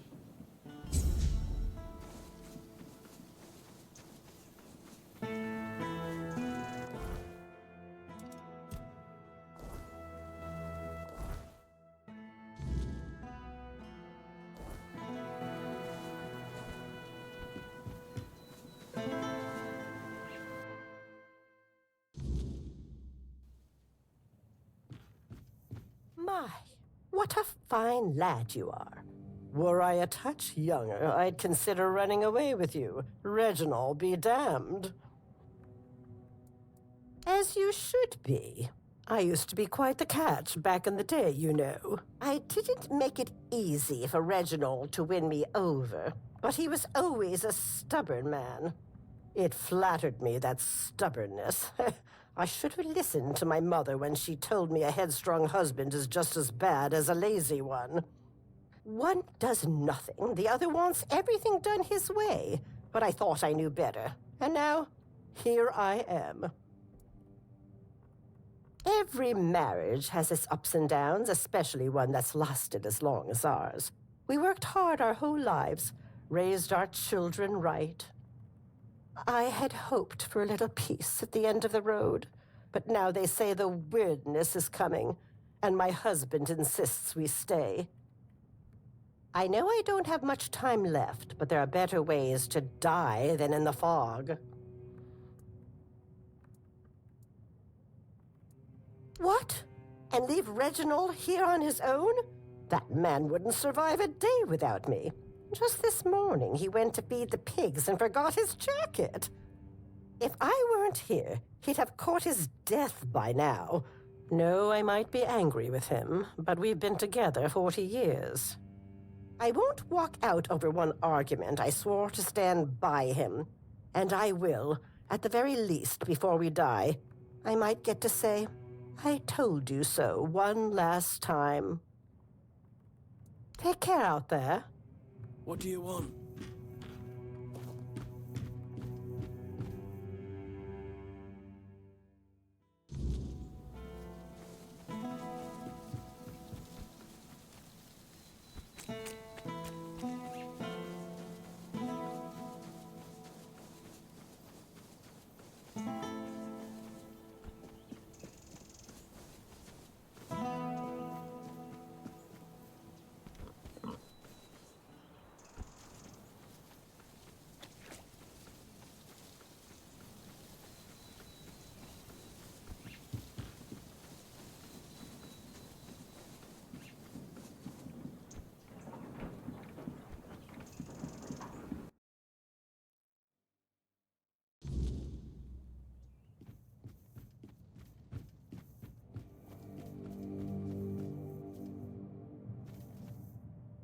Are you looking to buy the mill? It's seen better days, that's for sure. Even when my good-for-nothing father was alive. It needs work, but everything does if you want it to be worth something, right? Ah, well, I see. I thought the Lord was looking to sell it again, but that wouldn't make much sense, would it? I overheard people talking about leaving. Who in their right mind would buy a haunted mill in a dead village? Maybe when it finally falls apart, I'll go with it. Oh, my father owned the mill once. Then after he passed, my brother took it. Then his children, then theirs. As for me, I died as the miller's daughter, for the terrible crime of being the miller's daughter. The truth is, I don't remember my name. It's been so long since anyone living has spoken it. It was stupid. You see, my father was a drunkard who liked to brag, and the more he drank, the more he bragged. The problem was, not a single word he said was ever true. And for some reason, he decided to tell people I could spin gold from straw. That ridiculous rumor made its way to King Sagremor. He locked me in a cell full of straw and told me it had to be spun into gold by morning. Well, what do you think happened? I sat in that cell, choking on the stench of rotting straw, and cried. Then I screamed myself hoarse, begging someone, anyone, to let me out. By morning, my throat was dry as parchment and full of dust. But when the first rays of sunlight streamed through the tiny window, I cried again. I remember shaking all the way to the block, but my last thought was of my father, and oh, it was vicious. I don't know. One moment I was dead, and the next, well, I was still dead, but I was home again. It was like looking through a veil, still in this world, yet no longer part of it.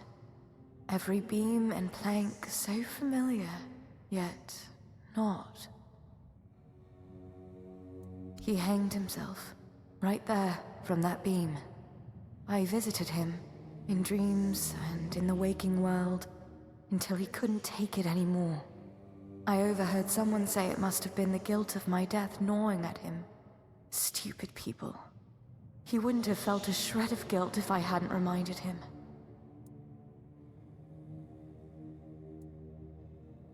Help? Why would I need help? I'm fine. Nothing hurts. I can see everything through the windows and the cracks in the walls. I can watch the mice in the corner all day, and no one scolds me for lazing around. I'm content. But it's kind of you to ask.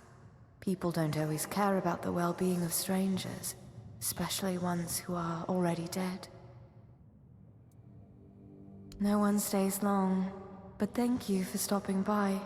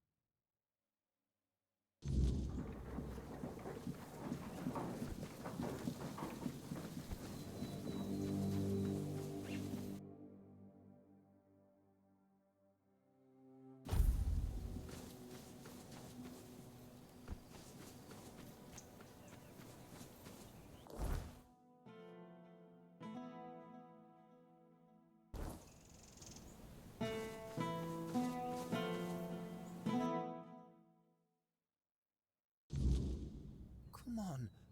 We can't sell Daisy. We're gonna need her. What we're going to need is money. And she'll fetch a good price. We still need to move somehow, don't we? She could pull the cart. We have Clover for that. Look, I know how much this horse means to you, but I've already talked to Dinholm. He's willing to pay a lot of gold for her. But what if we... No, Gil. Enough. We're selling her, and that's that.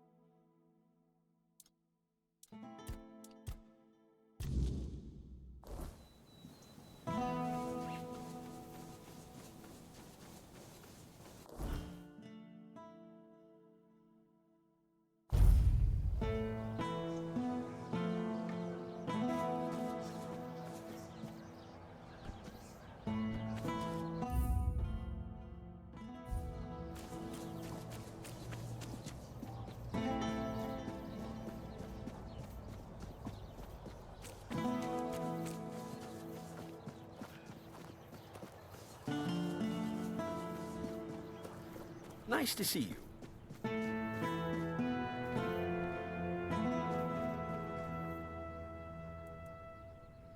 Ah, the gateway to the hidden beggar's kingdom. To open it, you'll need a royal scepter. A truly fancy old key, which, lucky for you, I happen to possess. I haven't been there for quite some time. I'll lend you my key, but only if you promise to retrieve something that was left behind for me. A curious cube. It has symbols and moves, and it tinkles delightfully. Very interesting and amusing. The first time I was there, I was too afraid to bring it to the surface. Didn't want others to look at it. But now, I want to have it here. Here. Take the key. Bring the cube to me. Make me feel nice. The secret of a scavenger. Asked, he doesn't tell, and at no guess does he nod. What a dull world we'd live in if people shared all their secrets. Am I right, my dear?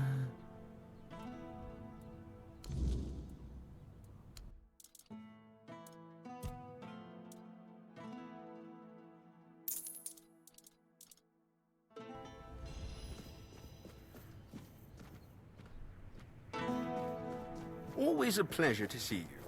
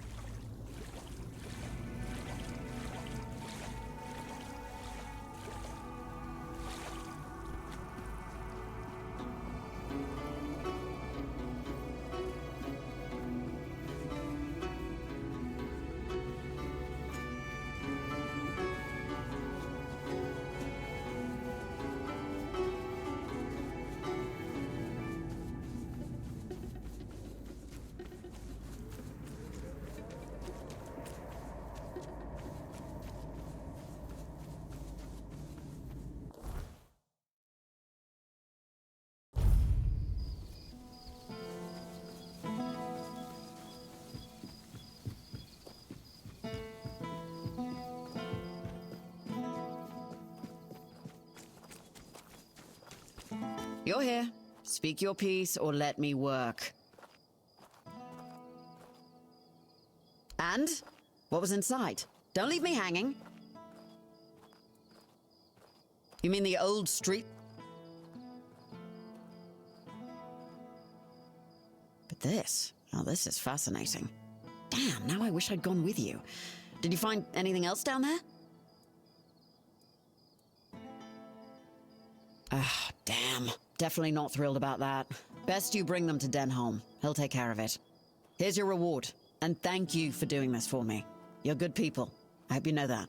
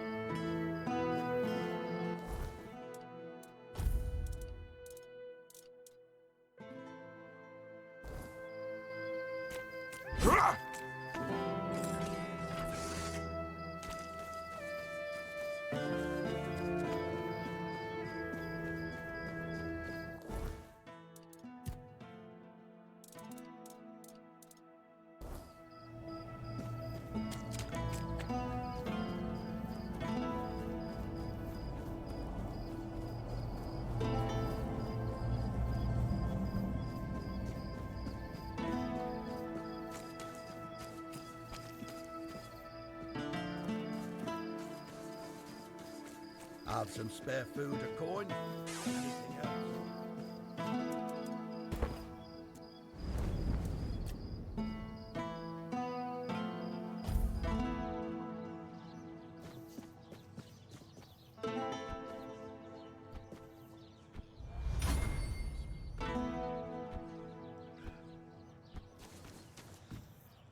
Ah, here's our troublemaker.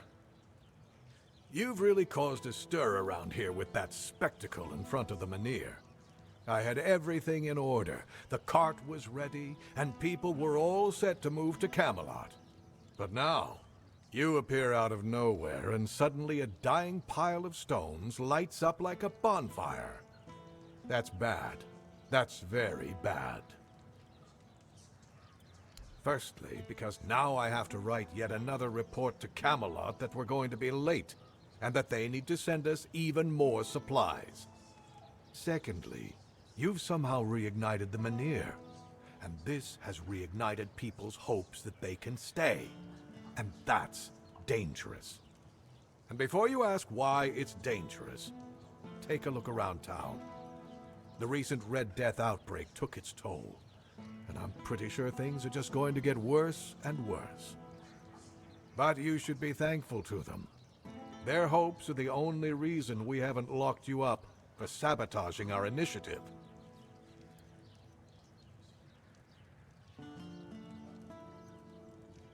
You can go tell Murig that your presence doesn't change anything about our deal, and that you are unwilling to help with his endeavors, whatever they may be. And if he doesn't listen, play along, but come back to me when you learn what he has planned. Isn't it obvious? For the safety of all the residents of Avalon. Only by gathering the Menhirs in one place and reigniting them will we be able to keep ourselves safe from the weirdness. Avalon's population has significantly declined over recent years. We're on the brink of extinction, damn it. That's why we need to stick together, to take care of each other. Only Camelot possesses the necessary infrastructure to establish the right conditions for its people. If they remain here, they will die, either from the weirdness itself or from the horde of monsters it spawns. And there aren't enough soldiers here for their protection. You must know that I didn't come here just to obey orders. I truly believe that this is the only way to save everyone on Avalon. Then at the very least, we'll have bought some time for those wiser than us to think of an alternative solution. Perhaps we will invade Tuathan, like in the glorious old days? Or perhaps someone will find a way to free the derelict fleet, allowing us return to the homelands. I don't know. But there's one thing I'm certain of, and I'll repeat it as often as necessary. Only by standing together can we overcome the weirdness. Scattering our people across the island is the worst solution, and it's a sure path to our ruin.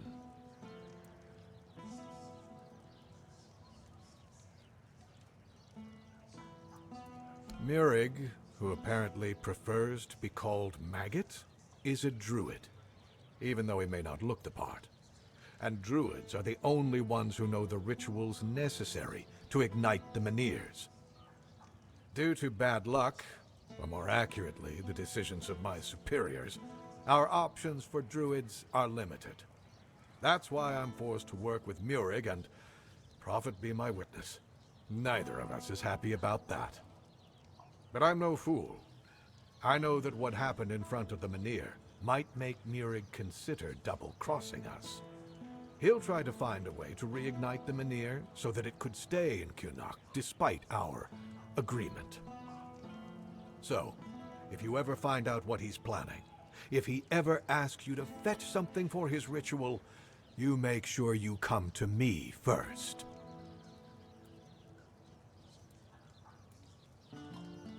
What? Where did you even get these?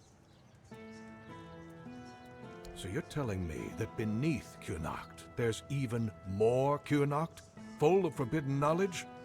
Oh, mother help me. How did you even stumble on a place like that? The one I specifically asked her to leave alone.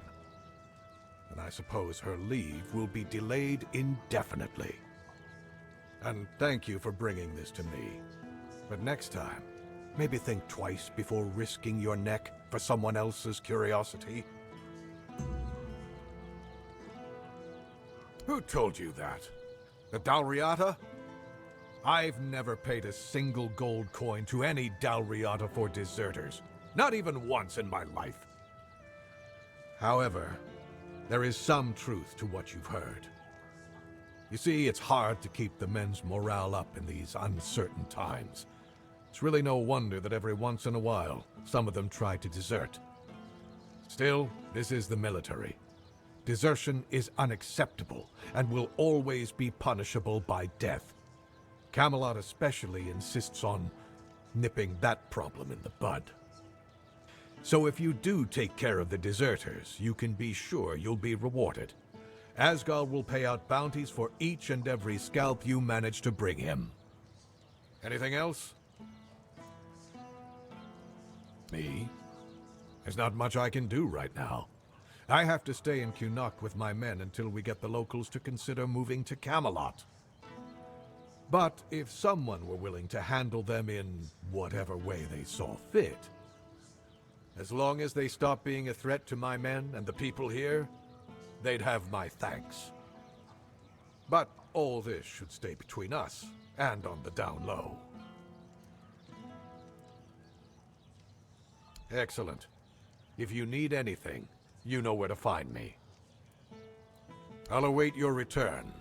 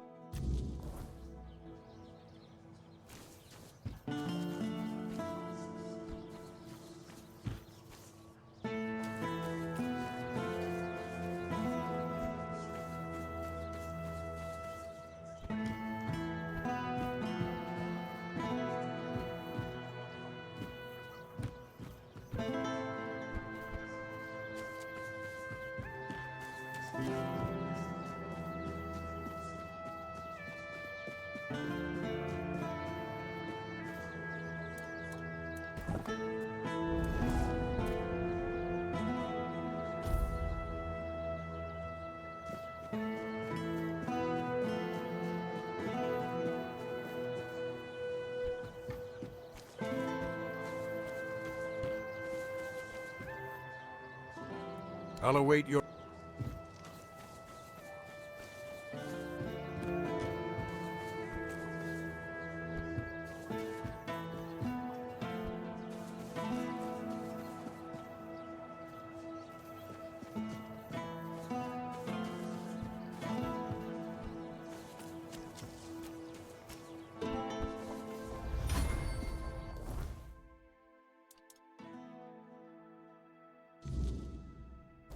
Just stay put. Everything will be okay. Help us all out on your journey, will you? Hello there.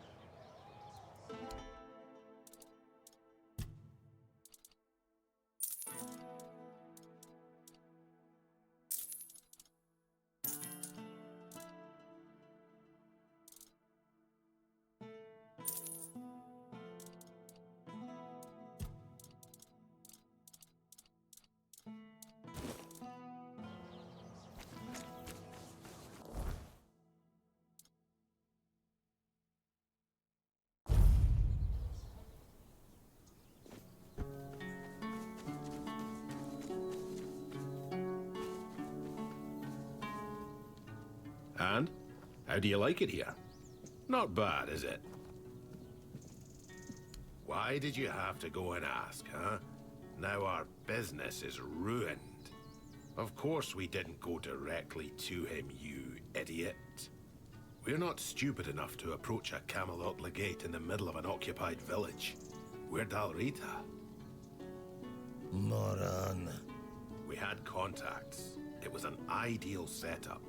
But now it's all going to fall apart. Because you couldn't keep your mouth shut. Eh? Ah, so you've met Emery. It's all talk. Don't worry about it. Do we fight now? Be quiet. I don't know yet. You wouldn't be asking if you didn't think there was something in it for you. Well, you don't say anything to anyone, and we won't kill you. We might even let you in on a share of the goods that we happen to collect during this noble work. So, what's it going to be? Gold or a fight? Be my guest.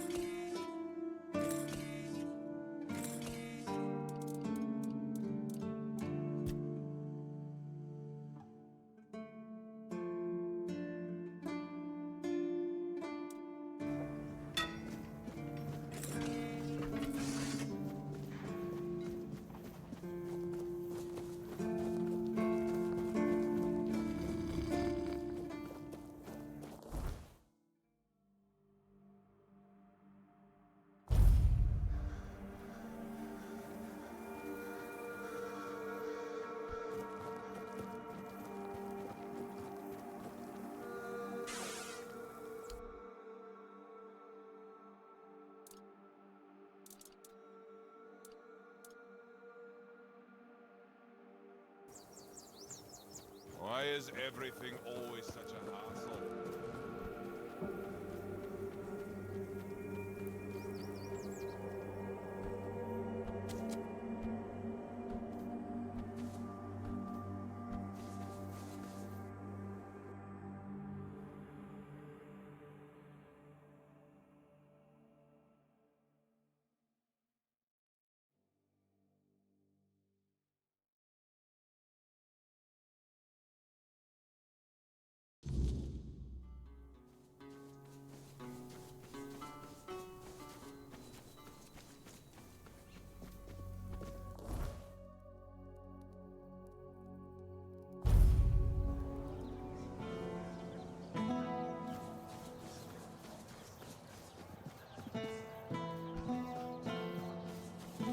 Have some spare food or coin?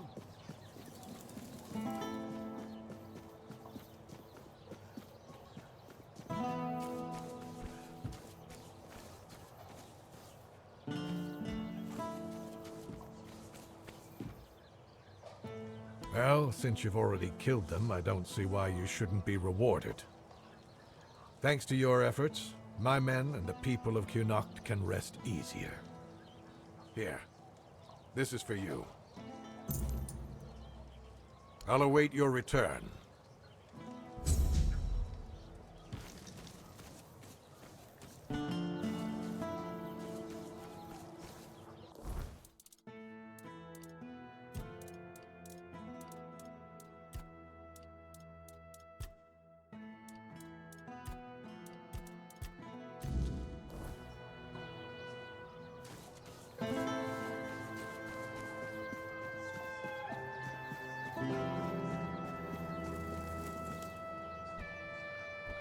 Spare a coin for the hungry.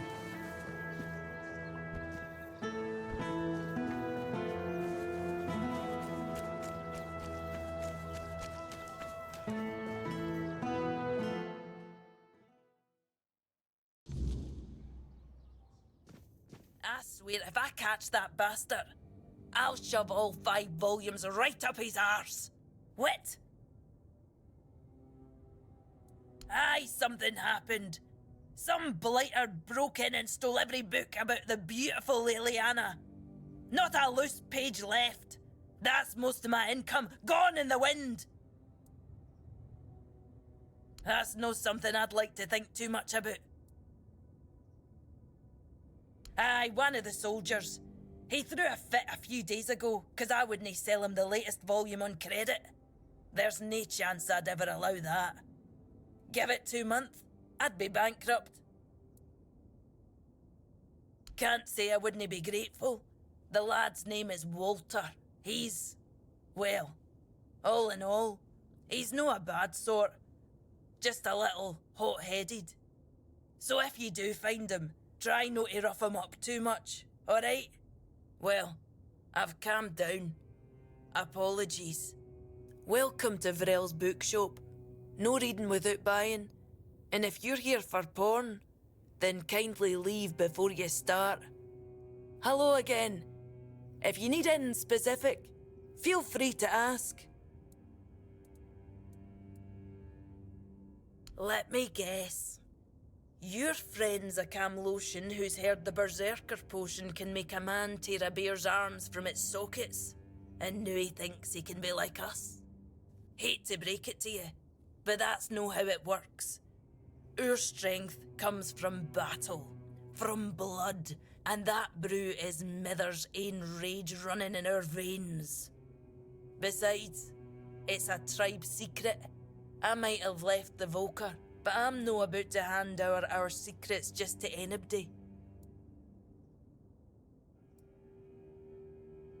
Camlotions and their love for shortcuts, but fine, have it your way. If your friend thinks swallowing something will help, maybe I can lend a horn. Here, it's harmless. Mostly herbs and a bit of spice. My father used to say true strength lies in the mind. So if your friend is as determined as you say, who knows? This might be enough for them. Good luck convincing them it's the real deal. That's half the battle.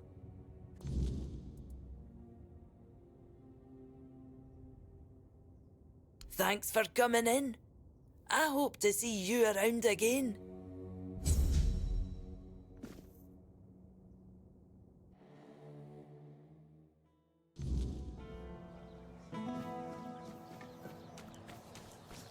Oh, hello there.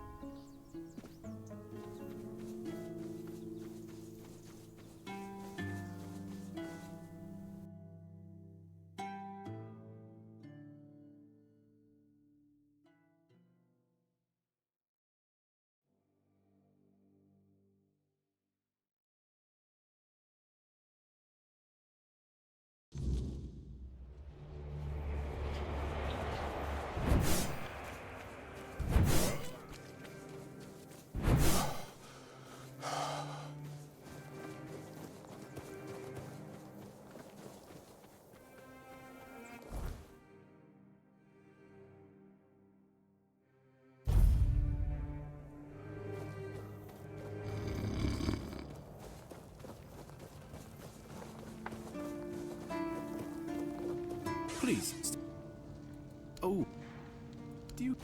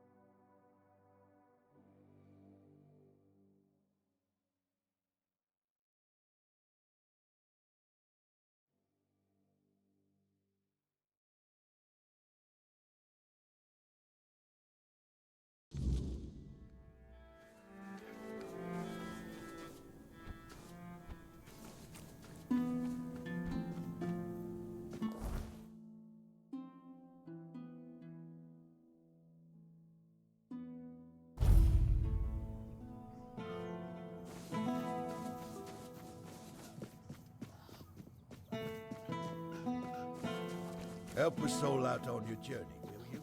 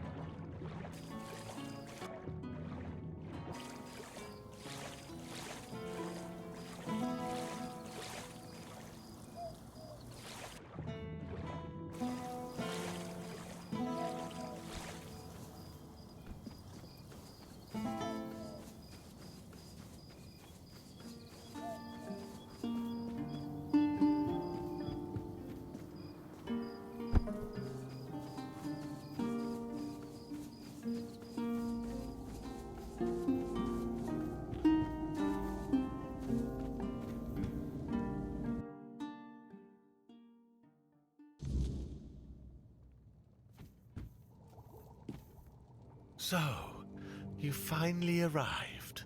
Or is it the two of you? It's a pleasure to meet you. Call me Maggot.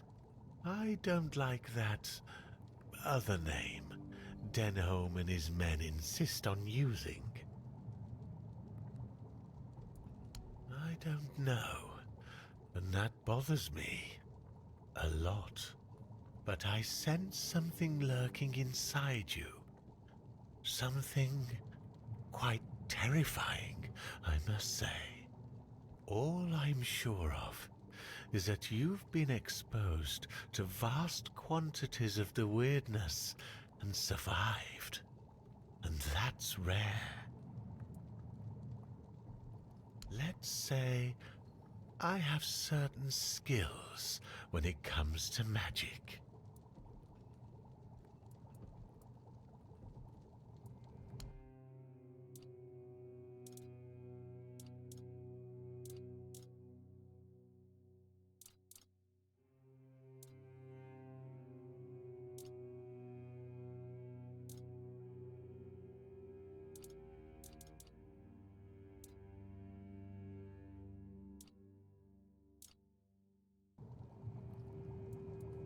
A druid?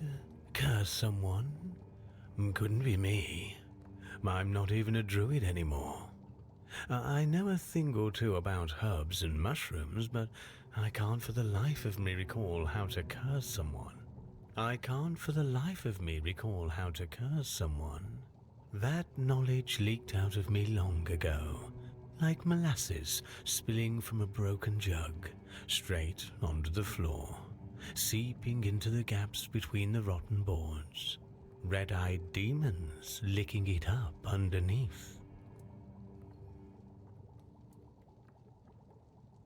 I don't know, to be fair. My potions tend to cause a blissful state of forgetfulness. Who is that man, anyway? What kind of curse are we talking about? Oh, no. That does sound a little familiar. You see, I had a dream where I heard the howling of demons and went out to stop the one who summoned them. I turned him into stone. So that really happened?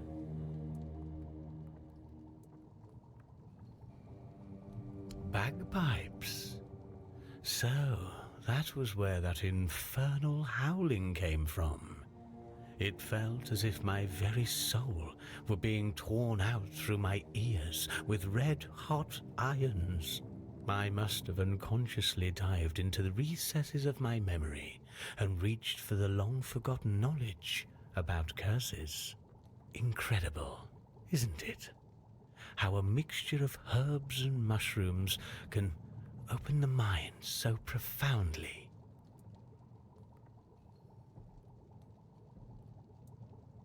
Yes, fortunately, such a curse is much easier to remove than to cast. Wait a moment. I should have all the ingredients for... What was I... Oh, yes. The ingredients for a certain concoction. There. Take this potion and pour it down his throat. It'll burn all the way down, but there's no other way. You see, it needs to burn in order to dissolve the reality in which the curse keeps him immobile.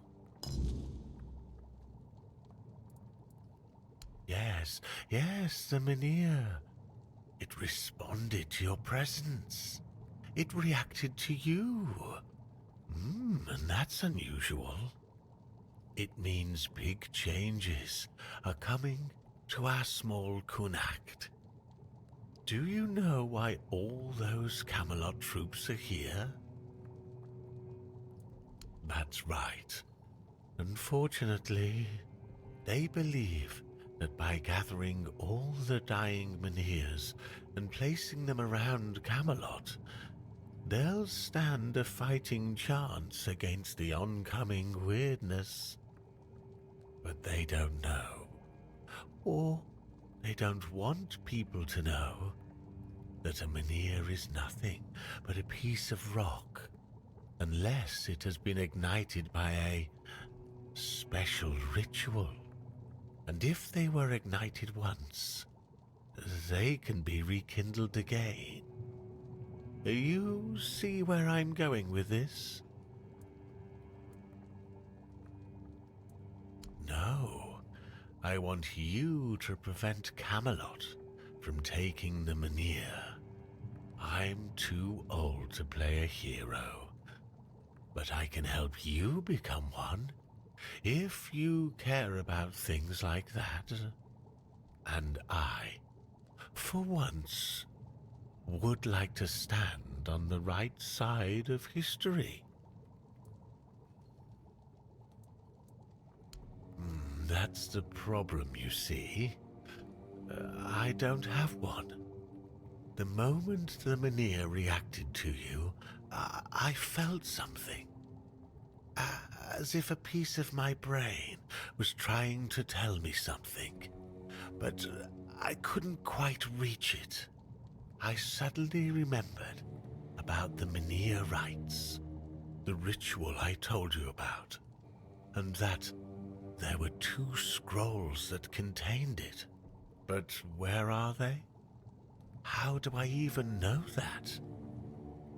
That's lost on me. So, it looks like we'd have to take a little trip into the recesses of my memory, literally. Well, not literally. As entertaining as that sounds, you won't be dissecting me. I'm talking about a journey into the subconscious, not an anatomy lesson. Just a bit of mushroom potion and poof, you're on your way. Safest option we've got, relatively speaking.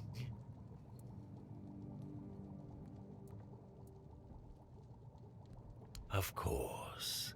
Either way, we'd have to prepare a proper potion. So if you're used to thinking while on a walk, then grab these along the way. In case you want to go along with my idea, of course.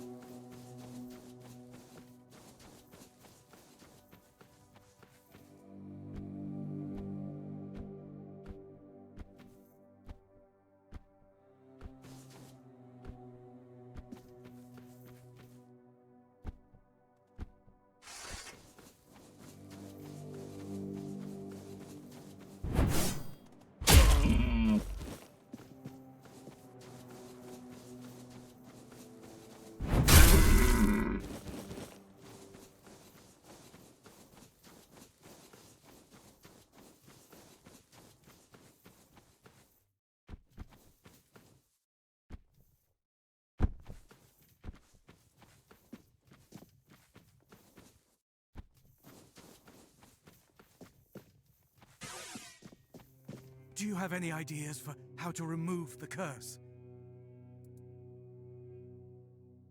What? I'm supposed to just forgive and forget? Let him keep turning people into stone willy-nilly? Oh, fine. Have it your way.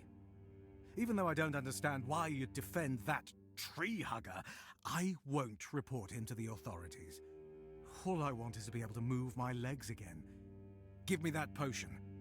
It can't get any worse, I think.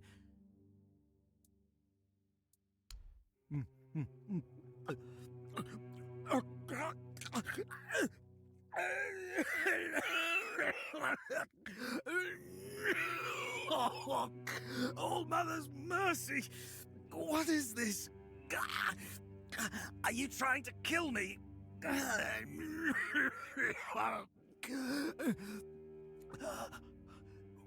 Wait!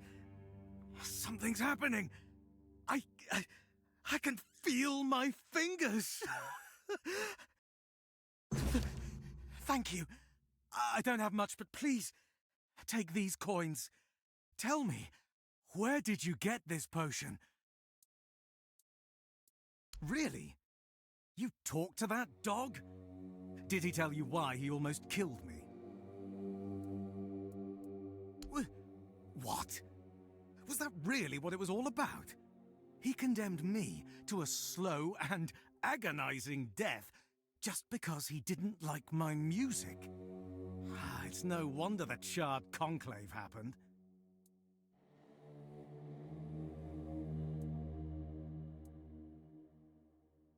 Fine, but I still hope I never run into him again.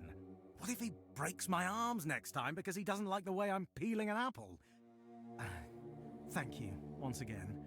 May the All-Mother guide your path.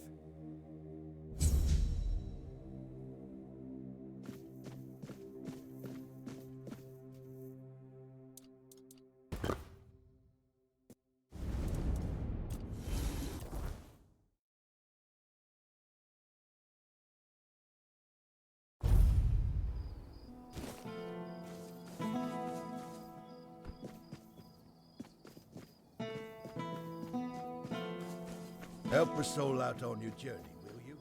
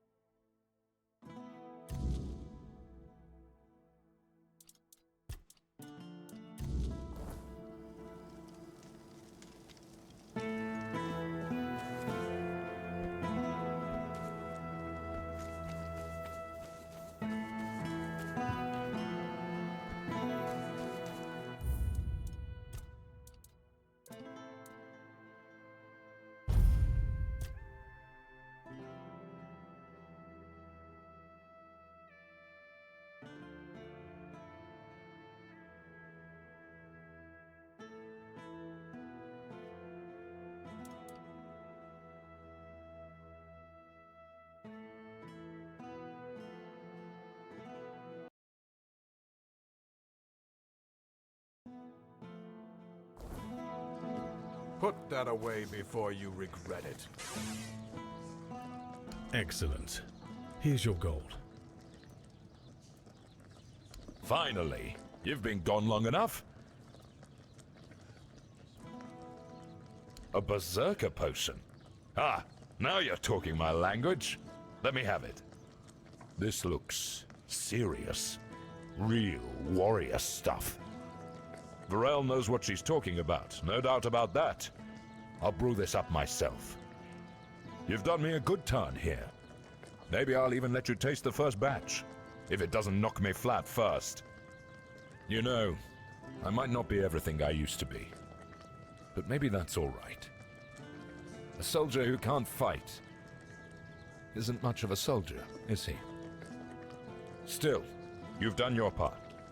I'll make it count. Thank you. Truly. Huh. If only my lads were as dutiful and dependable as you are. A man grows old, but he stays a fool, holding on to the idea that service means something, that being a soldier is a calling.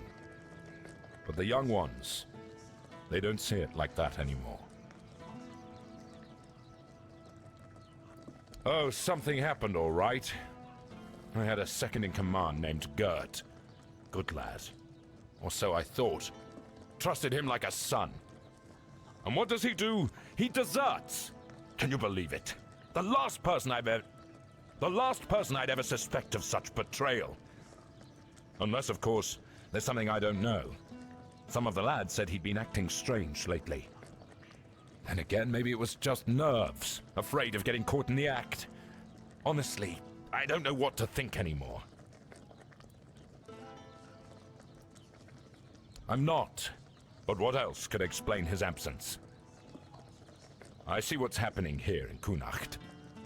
We don't know how long this mission will take, and Gert, well, he was real close with his family. His wife had a bun in the oven when he left.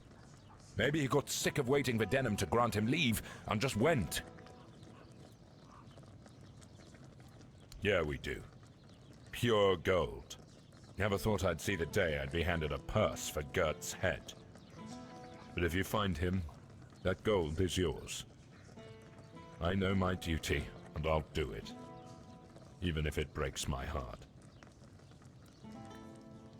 Because they're Denham's soldiers, not mine. I can't command them. They'd need leave to go into the field, and extra pay for finding Gert. And with those infected with the Red Death roaming the countryside, I doubt Denham's letting anyone out. But you? Seems you've got no problem wandering the wilderness. I'd owe you for that. Maybe he just got lost on patrol. Gert's never been known for his sense of direction. Or maybe the weird night caught out there, and he couldn't find his way back. Either way, I'd pay for any news, good or bad. At least then I'd know what to tell his wife. I just hope Gert hasn't met some terrible fate. I'll await your return.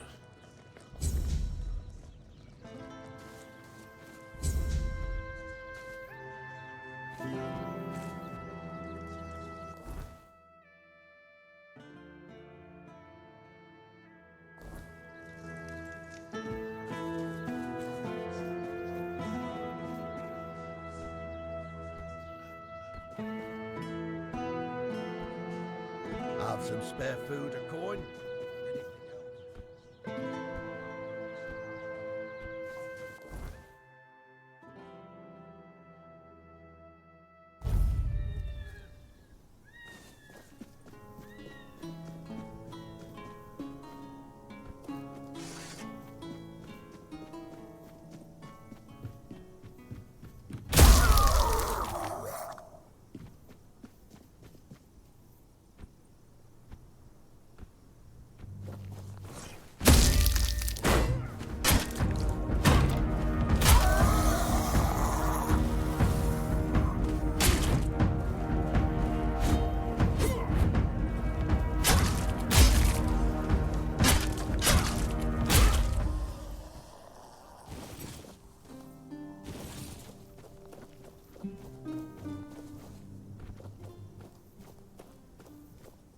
Please, don't hurt me.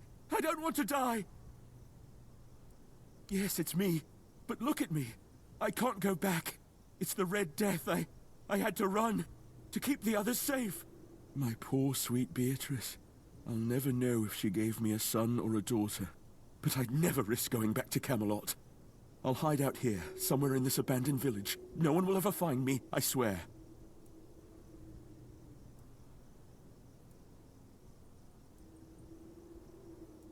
May the All-Mother bless you. I swear, nobody will ever see me again. Take my insignia and bring it to Asgore. Tell him I was already dead when you found me.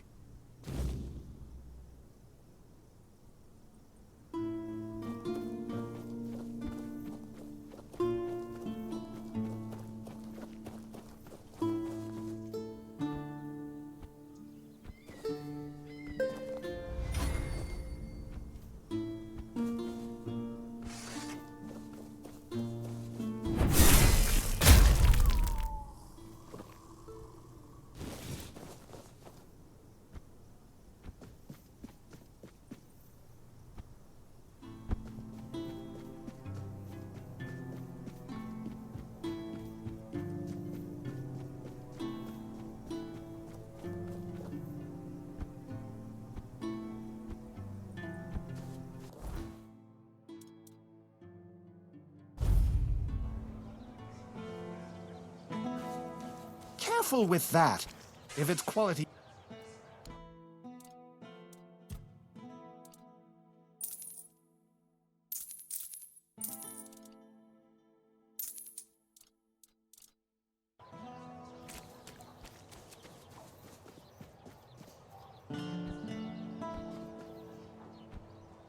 Have some spare food or coin?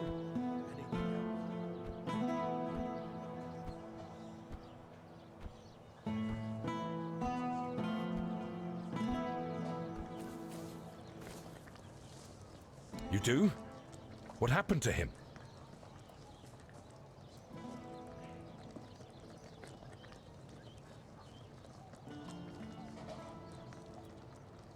You. What were you thinking? That's madness! I told you, Gert has a wife and child in Camelot. How can we be sure he won't try to see them? You've just put the entire city at risk of infection. Don't expect a single coin after this stunt. I cared for Gert like a son, but Camelot's safety means more than one soldier. Don't show your face to me again until you fix this foolishness.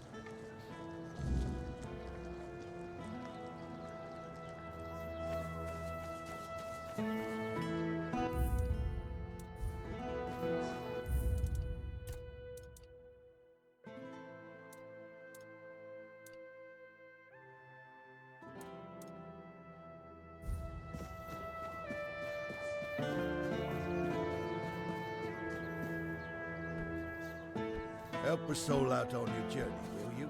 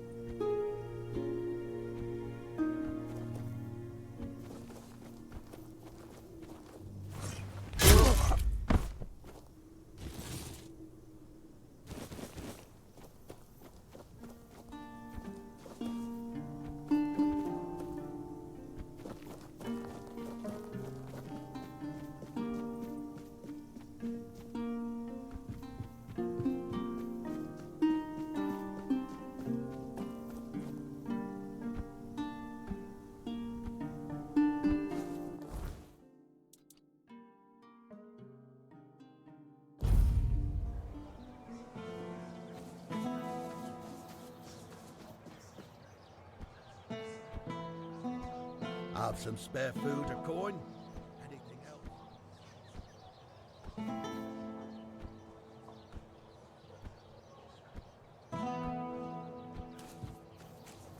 Have you dealt with Gert yet? Then I'll forgive you this lapse in judgment. But don't let it happen again.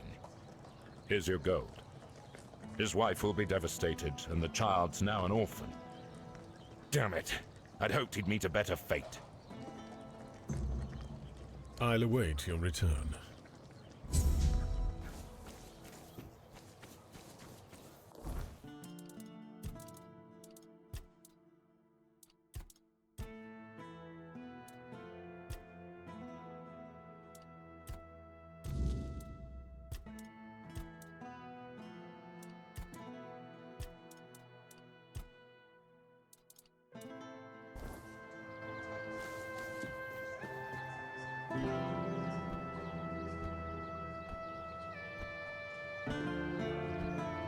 Have some spare food or coin?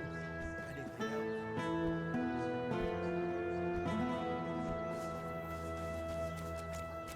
Hello there.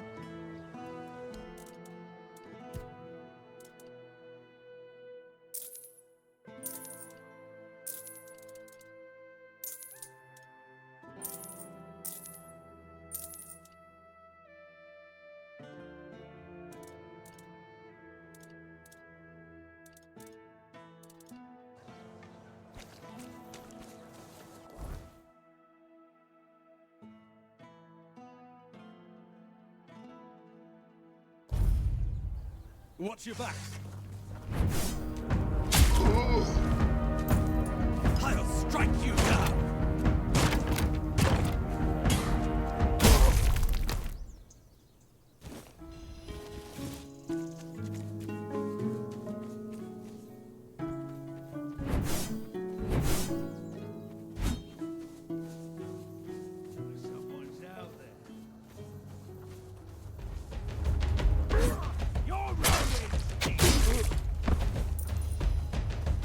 Escapade.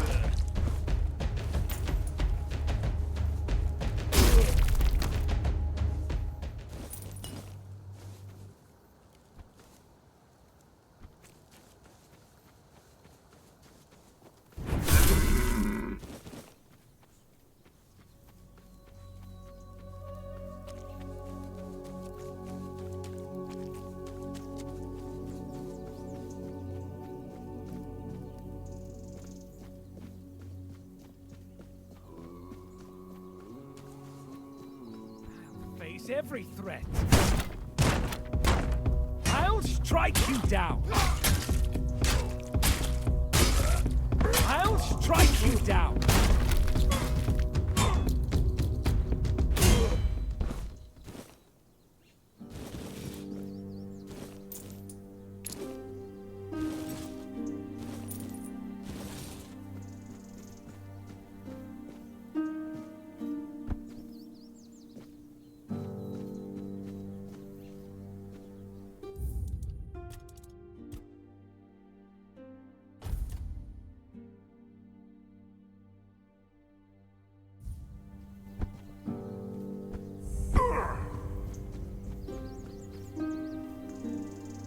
Look who's here, my favourite customer. It's always good to see a friendly face. I'd just be grateful if you didn't try to sell me any weapons, or nails, or buckets with iron handles. It's not that I have anything against things made of iron. I simply don't condone violence, that's it.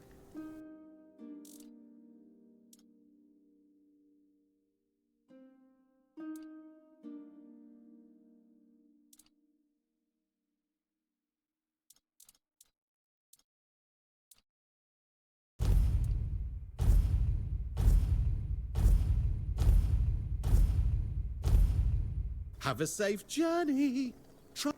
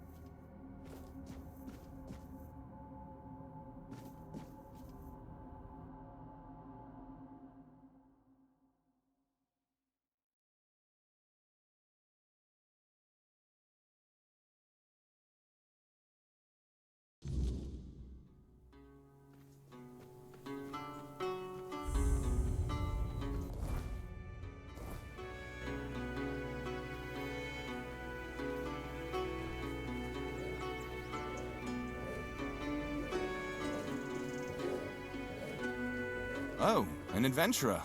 Great. Just the kind of person I need. You don't know what it's like to live here. It's unbearable. Everyone's poor. The Menhir is failing and the Red Death is creeping closer every day. And Camelot? It'll be even worse. Here, at least I'm someone. There, I'd be nothing. And I won't rot in a cell. Over my dead body!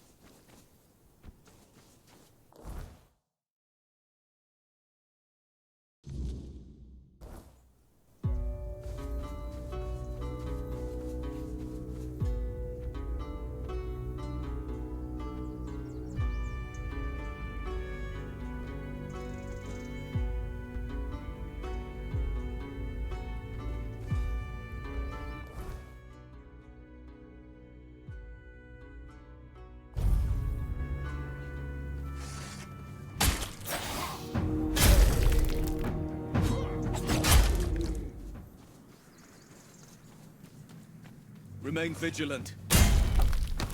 We have company.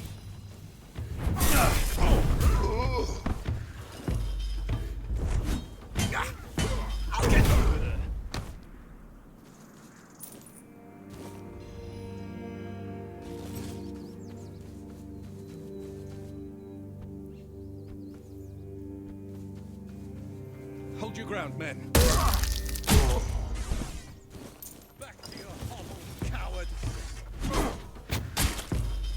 We'll make short work of you.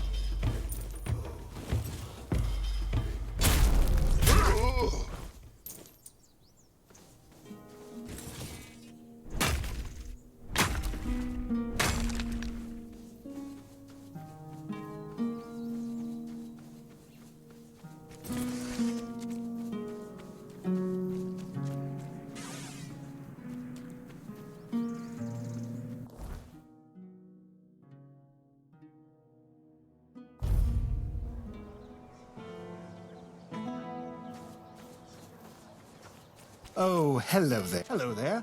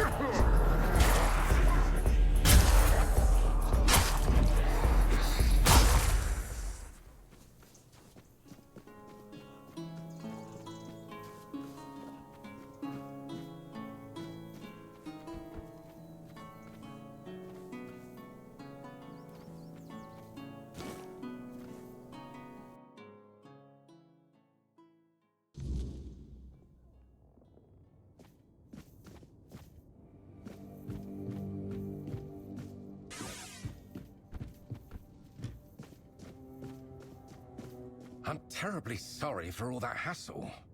I should have taken more precautions. Yes, thank you. Just a bit shaken. The beasts must have somehow escaped during the night. When I woke up, they were already prowling the territory. I bolted the door and sat inside, hoping they'd leave. But, well, it's a good thing you showed up. Otherwise, I'd have had to choose between starvation and being mauled. Their pen, of course. The beasts were... my test subjects. I was sure they were significantly weakened and wouldn't pose much of a danger. I must have miscalculated. It's a bit of a shame they're all dead. I'll have to start everything from scratch. After the autopsies, of course. I lured them. They may be built differently and are quite tough, but most of them still need to eat, and they are susceptible to certain poisons. That's an interesting question. Perhaps they've been in captivity long enough to forget the concept of freedom. Or maybe they've claimed this place as their territory, and the only thing that changed was their living conditions. Or perhaps they were just dumb beasts waiting for the closest source of food to leave the house. I suppose we'll never know. The weirdness and life itself. I don't know if you've ever dissected a weird beast, but their bodies are quite fascinating.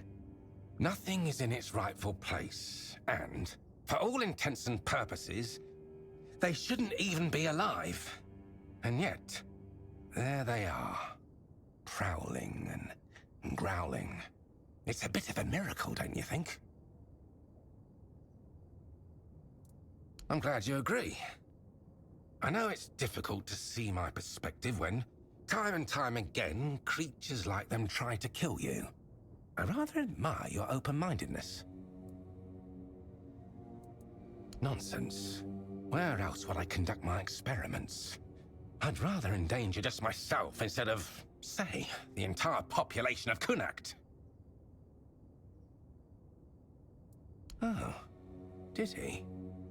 Well, if the guild is so impatient for results, they should have sent someone sooner.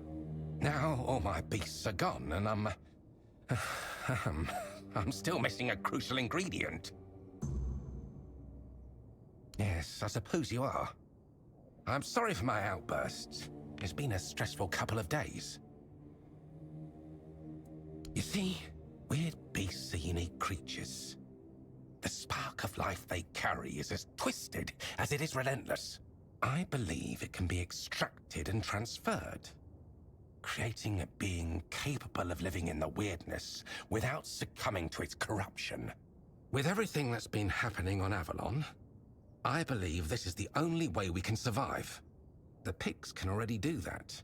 Well, yes, but they hardly escape disfigurement and corruption, do they? Besides, they only skirt the edges of the weirdness. They don't dwell deep within the fog. If I succeed, humans will be able to live in the weirdness freely, no matter how dense it becomes. The heart of a Fae, well, the Fae, to be precise. I'm not interested in the heart of some half-feral beast from the host. I need something far more powerful. I've heard of a Fae that calls itself Foxglove. It dwells in the roots of an ancient tree, lurking for unsuspecting travelers. Supposedly, it's cunning and quite vicious. If you bring me its heart, you won't just be doing me a favor. You'll be aiding all of Avalon. Me? Of course not. I'm just a scientist. I doubt I'd have survived such an encounter. I've only heard rumors. They might be exaggerated, of course, but I wasn't going to risk my life just to satisfy my curiosity. Splendid! I assure you, if everything goes as planned, the guild will hail us both as heroes.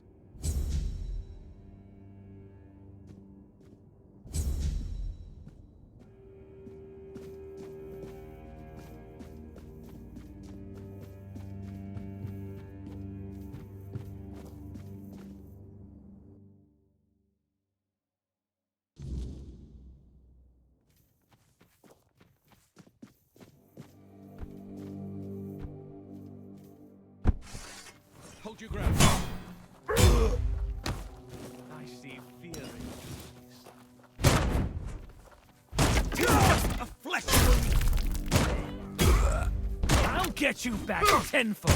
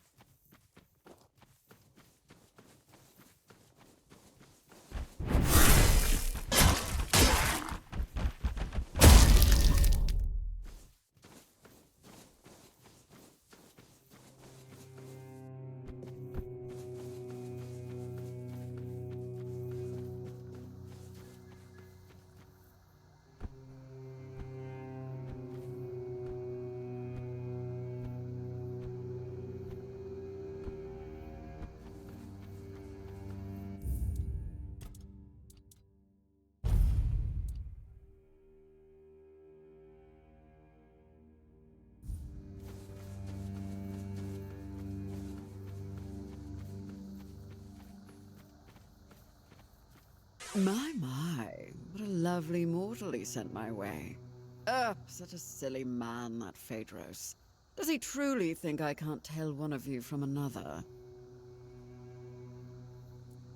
I can smell him on you. The sharp stench of fear and the desperation of a mortal who knows his time is running out. And that cloying trace of hope. As if he truly believed some poor soul could rescue him from the mess he's made. All his putrid human weaknesses cling to you like you're his last lifeline. It's truly pathetic. But of course, you could even say we're quite close. After all, I granted him his greatest wish. And in return, he promised me a small piece of his sad, mortal life. Only now it seems he's trying to weasel out of the deal. It's a bit insulting, don't you think? Ugh, mortals. I should have known better than to trust him.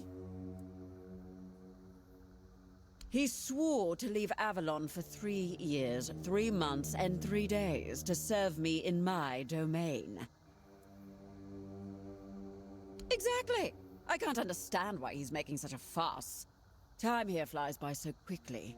Unlike in the court, where a year can feel like a century. Oh, maybe he's not as foolish as I thought. Knowledge, of course. A lofty dream of saving Avalon by filling it with monstrous beings. On the one hand, it sounds delightful. On the other, it's a bit of a waste.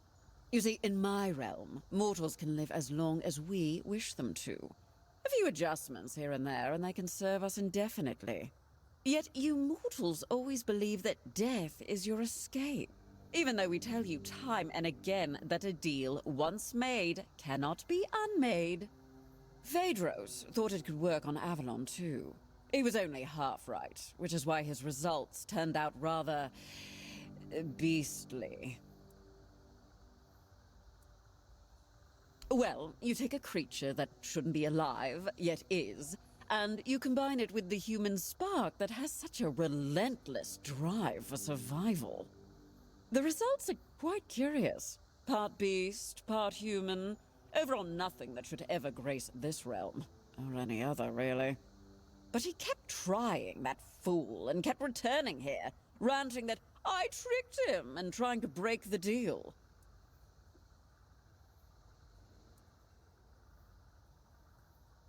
I gave him the knowledge he craved. Nothing more, nothing less.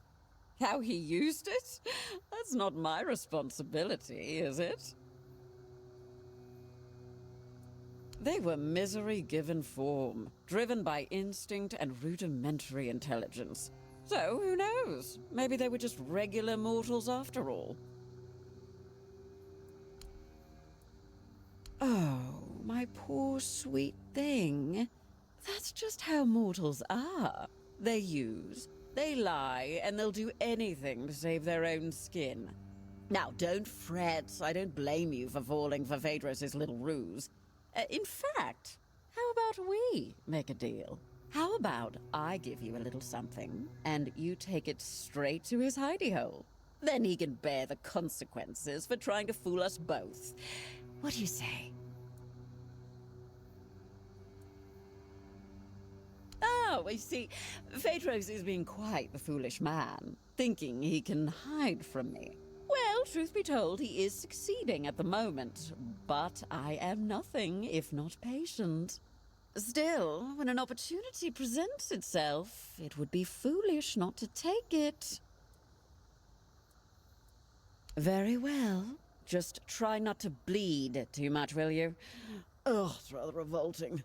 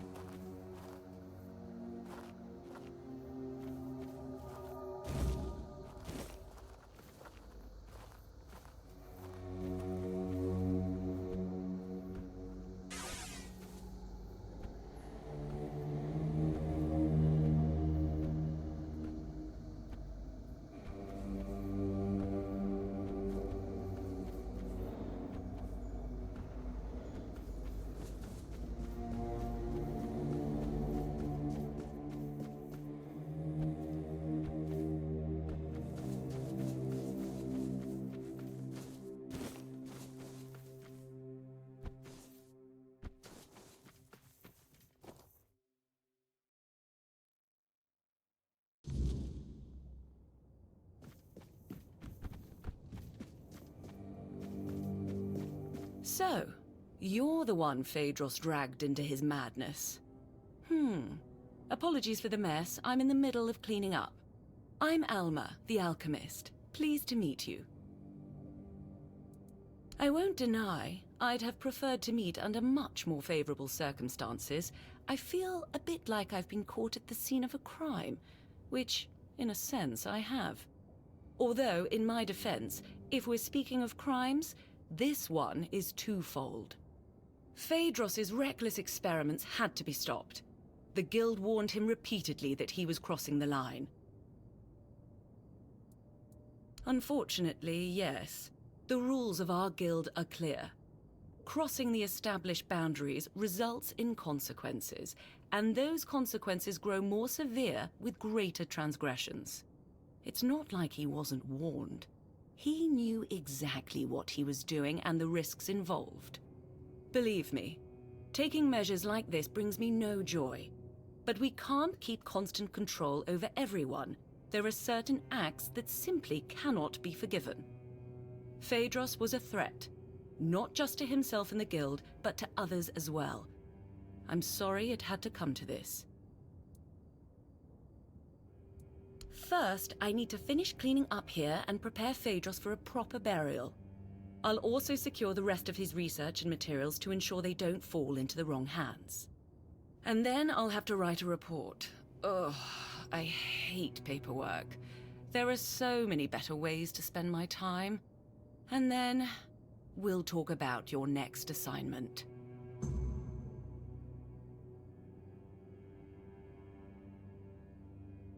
Now, that's better. Shame our meeting had to be under these circumstances.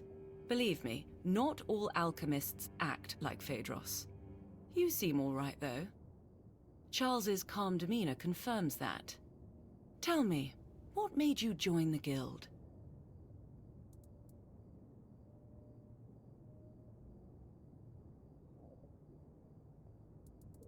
A noble goal, right? I feel the same way.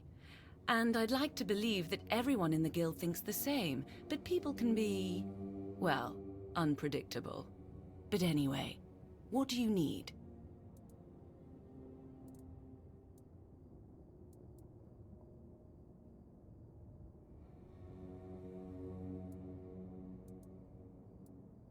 It's hard to say. While we share a guild, not all of us keep in regular contact. Many members aren't as open about their affiliation as I am. They have their own lives and obligations, some of which might be highly conflicting. All I understand is that it's a form of ancient magic, supposedly discovered by Merlin, who used it to repel the weirdness. A menhir with burning weird fire can repel the weirdness on a far larger scale than a simple bonfire fueled by ethereal cobweb. Unfortunately, that's everything I know. As an alchemist, these are mysteries far beyond my knowledge or expertise. Charles is my Croakmore, though he's far from a typical specimen of his kind. He won't bite your hand off, unless, of course, he senses ill intent. At the moment, he trusts you, which is rather uncommon. I wouldn't call the process taming. It was something different. Let's say it involved a more invasive intervention. I found Charles just after he was born, abandoned by his mother, so I took him in. It was the perfect chance to examine his brain. While working on his exposed skull, I had to disrupt the areas responsible for his sense of belonging and aggression. If this were a question, I would say it's a valid one. To be honest, I don't know the exact answer. I assume it all depends on perspective. If we accept that the brains of living beings are a kind of biological mechanism, then perhaps I managed to redirect the function of that mechanism so that it operates based on different needs and perceives its place in the world differently. Yes, that seems likely. I'm trying to conduct field research, but the last few weeks have been exceptionally frustrating. I lack the necessary specimens, and I'm not exactly equipped to gather them myself. I'm skilled with a lancet, not a sword. I heard you're trustworthy. But first, a warning. The task I have for you is unpleasant and messy. It involves extracting brain matter, but before you even get to that part, you'll need to risk your life to get close enough. I need brain centers from 3 creatures. A Nookalivi, a human infected with the Red Death, and a villager touched by the weirdness. I've heard stories about peasants on farmlands near Kunacht. They were unlucky that the Menhir stopped protecting the place where they lived. I'll reward you for each of the 3 brains, as long as they're intact. A bloody pulp is better suited as a snack for Charles. Until next time.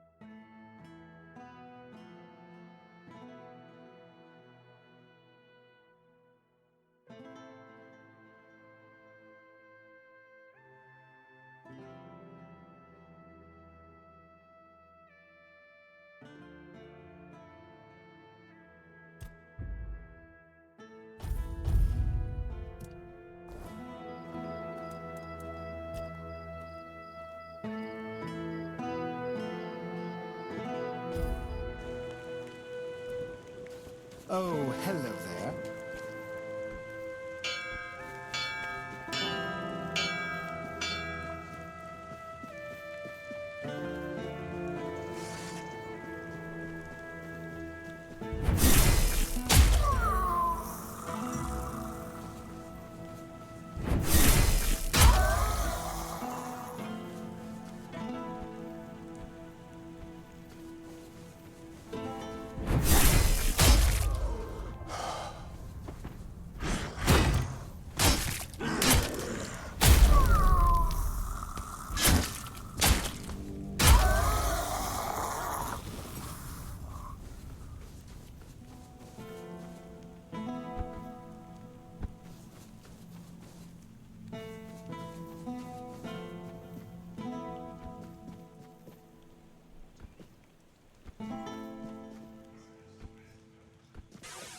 Oh, hello there.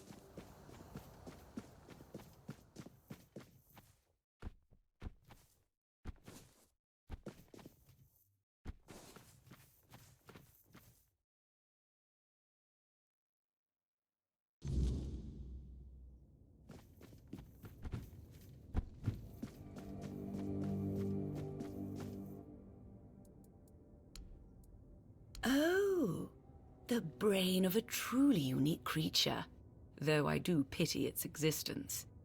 The conflict between such opposing instincts must be such a torment. Nakalevi are hybrids created by the Red Priests, certainly a cross between redcaps and goats. Though other animals were likely involved in the experiments. Regardless, thank you. I'm glad you came out unscathed. Here's your payment. Thank you. I trust you took the necessary precautions. The plague is known for its high contagion rate. I must admit, this is an important moment for me, for various reasons. I will soon begin the brain examination. Thank you again. Poor soul. I only hope his consciousness completely vanished, sparing him any awareness of this nightmare. Since the weirdness began to re-emerge, cases like this have sadly become more common. Thank you. I hope that through these studies I can better understand the connection between our biology and the weirdness. So, it seems we're almost done. But I must ask for your help with one last matter. Before we met, I made contact with Dalriata trappers who agreed to get me the brain of an ice weaver. Out of their group, only 2 survived. Let's just say they've been making some threats. I need you to go to the exchange for me. Can I count on you? They belong to the Svein tribe, but were banished for some reasons. To be honest, I don't care. I just wanted a group of folks who knew the Forlorn Swords well. I assumed they could handle it without too much trouble. Don't expect a warm reception. They're cold, harsh people, and given their current emotional state, well, it's a dangerous mix. We initially planned to meet in a location I could easily access, but after what happened to their folks, they've made some specific demands. Here's the location and the gold I promised them for the task. Don't try to negotiate. The amount has already been agreed upon. Once it's done, find me. I'll be nearby. However, I'd prefer not to attend the meeting. It might unnecessarily escalate the situation. Until next time.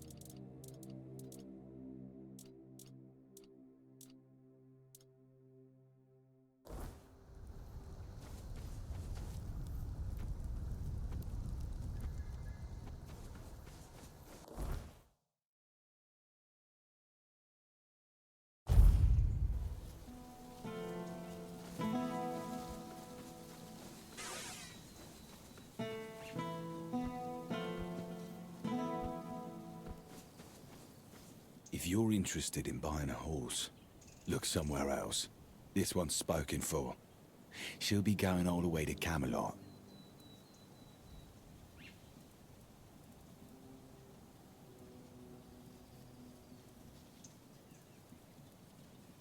Aye. Man's name is Denholm. Seems important. Lots of men with him. They're here for the Menhir. Yeah, they're doing their job. For now. But let's not kid ourselves. This is a delay, not a solution. We've got time to think, and that's about it. I've seen enough to know this place isn't safe. Staying means taking a gamble, and I'm not a fan of bad odds. We should leave while we still can. If it gets worse, we'll have no choice but to leave. I just hope we'll have something worth bringing with us when that time comes. Haven't you heard? They're moving everyone. Something to do with that Menhir of ours. Don't really care either way. As long as they keep their promises and give us a better place to live.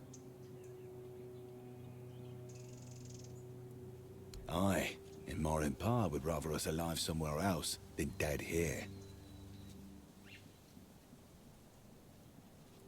Don't know yet, but we're strong and we're not afraid of hard work. I'm a decent carpenter, and Gil is good with horses. I'm sure we'll find something for ourselves.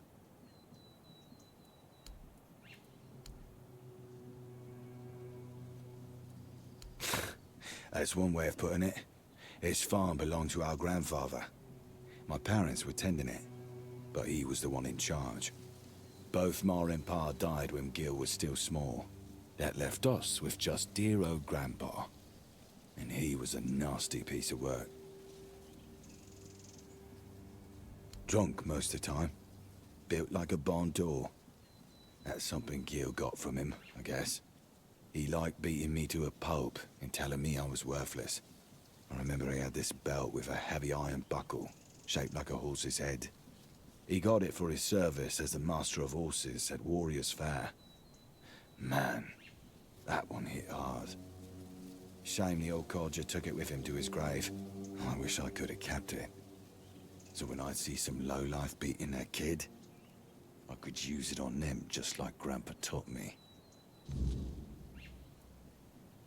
What? Where the hell did you get that? A weird beast? So what does that mean? Grandpa got drunk, fell into the well, and got turned into a monster?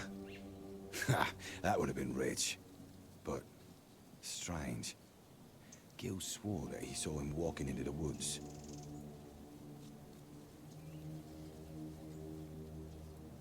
Why? Do you think he saw something and was afraid to tell me? Maybe. He was acting a little strange, but... I was in bad shape that day, so I didn't care either way. I don't think we've ever talked about it afterwards. No matter. As long as the old fart's dead, I don't care how it happened.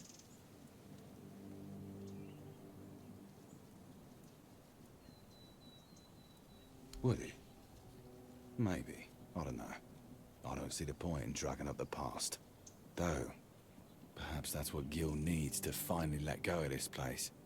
Anyway, thanks for this. And for clearing out the well, I guess. We don't have much, but I hope this will be enough for your trouble.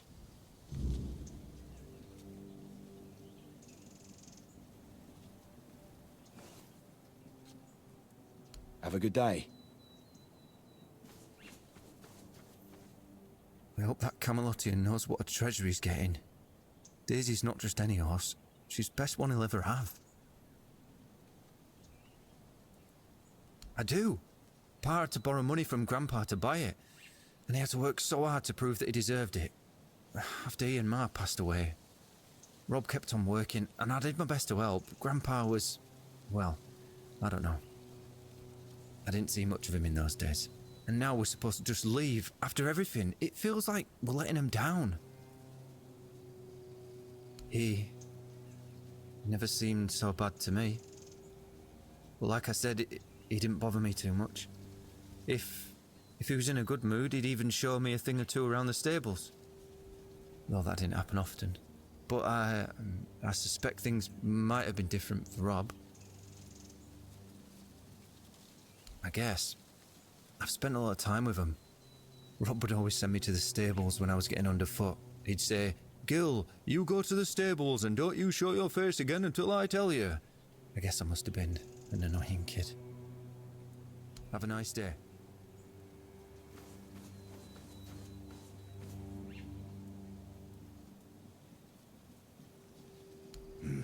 I know. He loves this place, and he loves his horses. I'd rather just forget all about it.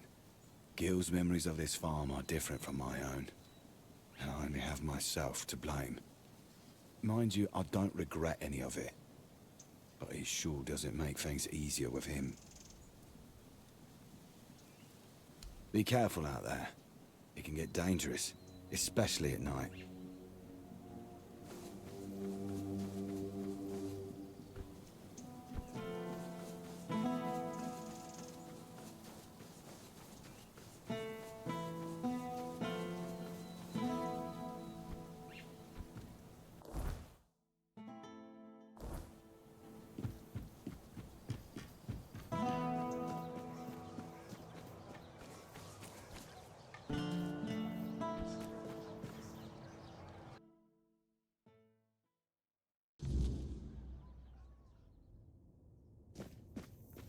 If nobody's working the anvil, then it means the forge is closed, and it will stay closed until Beor gets better. A woman happened. He was chasing after some girl he thought the world of. Almost ended up shuffling right off this mortal coil. One time he went to see her and didn't come back for 2 days. I looked for him all night. It was only in the morning that I found him. He was all the way on the outskirts of Kurnacht. Alive, but barely. Afterwards, he seemed to be getting better. Everything went back to normal. For a while, I could see that he was starting to struggle with swinging the hammer, until one day, he just passed out completely. Now he just lies there, barely breathing. I have no idea how to help him. Nianti, Maggot, none of them know what's wrong with him either. I told him that it's no use chasing after a girl, that she'll come to him if she wants to. Stupid kid. I feel bad for him. What do I care? Whatever happened there could have been her fault, so excuse me for not running to rescue her. I only know that she wasn't from here. Beor's wound wasn't caused by a mere boar, oh no. Hell knows what happened there.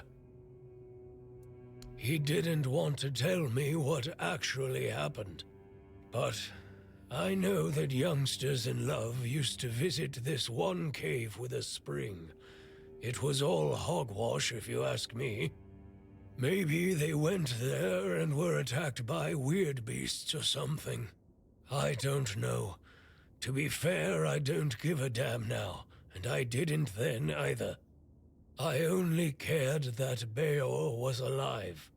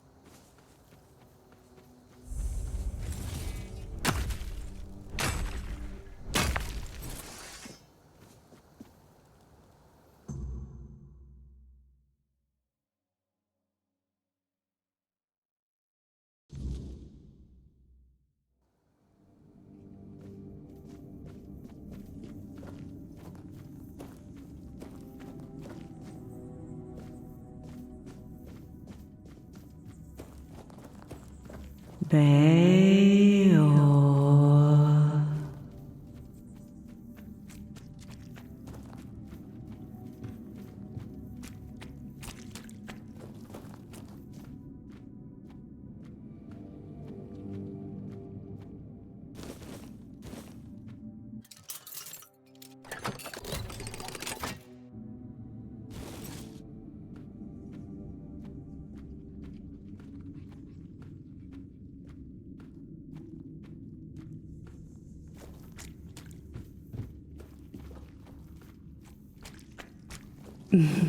Don't worry. Now we can forget all about it. I missed you so much.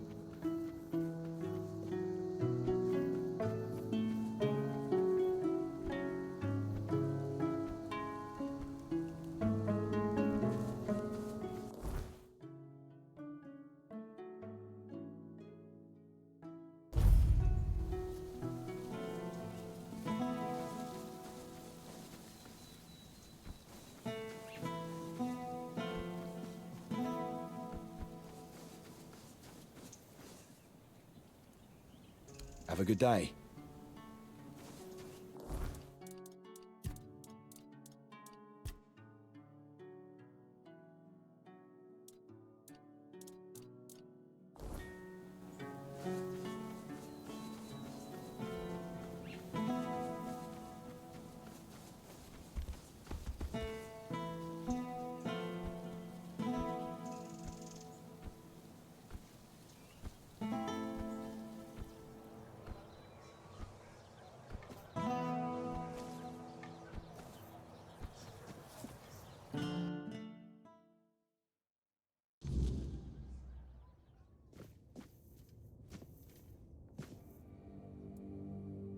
Really?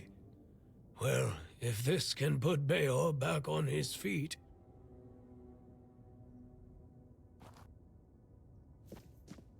Beor, your wound, it changed. What? What happened? I don't remember much. There was a cave. And a girl? She touched me. I came back and dreamt. Then there's only darkness.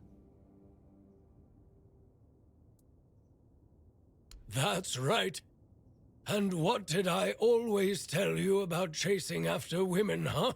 She stole your heart, literally. You're lucky this one showed up. Otherwise, I never would have guessed you fell in love with a weird beast. Better take this to your grave if you don't want to become a laughingstock. You're so smart, and yet so stupid, eh? Well, get up now, whelp. Enough lazing about. You can take it easy today, but tomorrow you're back in the forge first thing in the morning. You've got a lot to catch up on. I'm sorry. And you, thank you. I'd thank the All-Mother for sending you at the last minute, but I don't want to owe her a thing. So, I'm thanking you. Finally, we can get back to work. I missed it. If you ever need a smith, you can come to me. All right, back to work.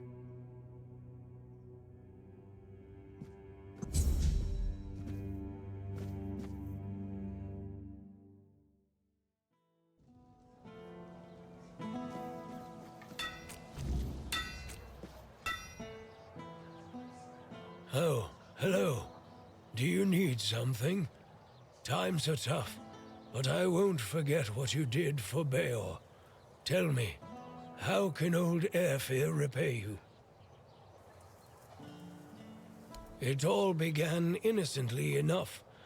Our milksop of a lord, Yvain, decided that we didn't have the right tools to unearth the riches of our land. So he sent messengers to Camelot asking for their men and equipment. It was supposed to make us richer. And it worked. For a while. They came here and resumed mining. Brought gold with them too. So for a while there, we were even happy to see new faces. Then news from Camelot arrived. The Red Death is in Kuanacht. The weirdness is getting thicker. We declare martial law. Cut down all the trees and take the Manir with us. Everyone goes to Camelot. Load of bullshit if you ask me. The weirdness has always been here. Kuanacht has been doing just fine without the support of the dog-fuckers of the Round Table. Denholm, the one in charge of their army, came here with the Red Priests. It seems like he's well aware that his orders are stupid, and that people from Kuanacht are smarter than Camelot thinks. And now, Kuanacht is divided. Some want to leave for Camelot. Others can't imagine it. Like me. I just can't stomach leaving the land of my fathers.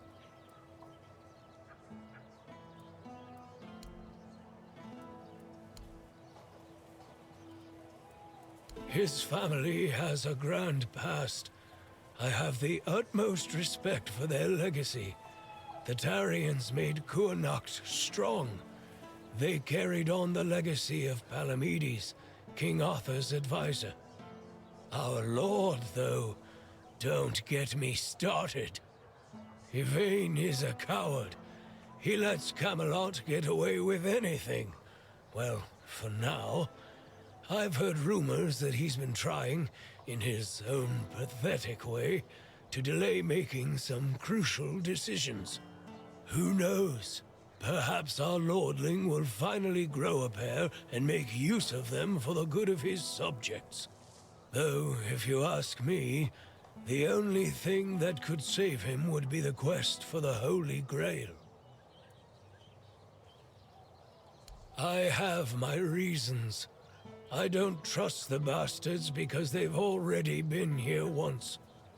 They took a few people for what they called a routine examination, promising that our loved ones would return safe and sound in no time. Ah, damn it all. Would you believe me if I told you that not all of them even had the symptoms of the Red Death? Nobody came back. Not a single soul. From that moment on, I've sworn to do everything in my power to make life miserable for those scarlet dogs. I don't really want to talk about it, but look, I had a wife. She was a beautiful woman, and I'm pretty sure that she was with child when they took her away. She would chat with Nianti. She hadn't bled for 3 months, and she would have eaten all the crops from Reese's field if she could.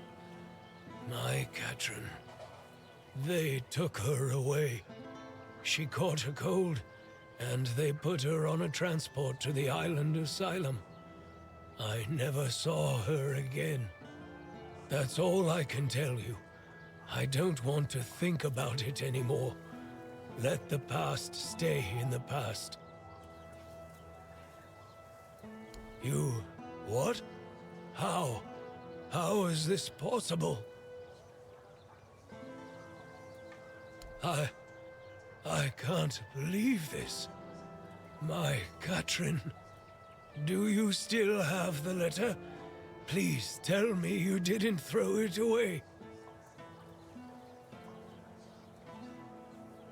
A boy. My little boy. She mentioned once that she liked the name Llewellyn. It made me laugh. It sounded so poetic. Not really fitting for a blacksmith's son. I always wanted a son. Maybe that's why I've grown so fond of Beor. I thank you. I'm guessing the circumstances in which you got this letter must have been difficult. If everyone here were as brave as you, our Kuhnhacht would have a chance to weather the end of the world. Here, take this. I have no use for it anymore. I wanted to bury it with Katrin if I ever found her body. That's all I can do for you. And for her. Why? This letter doesn't change anything. Years ago, I swore I wouldn't utter a single good word about those red vermin, and I'm not going to change my mind on that anytime soon. If anything, it has assured me that I am right.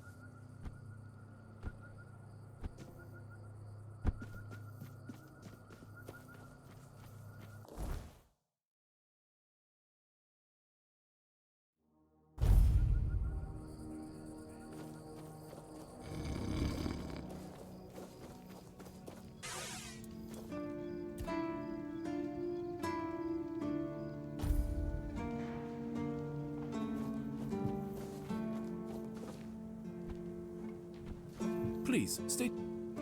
A fight... Do you keep...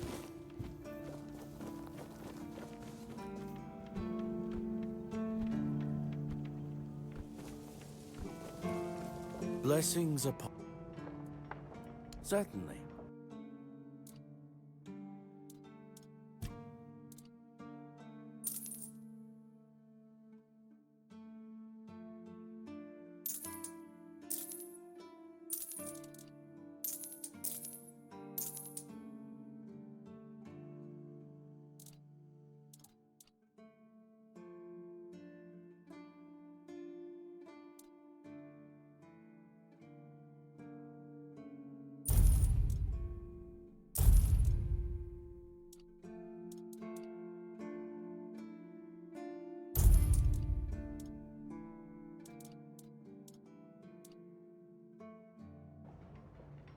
Make I...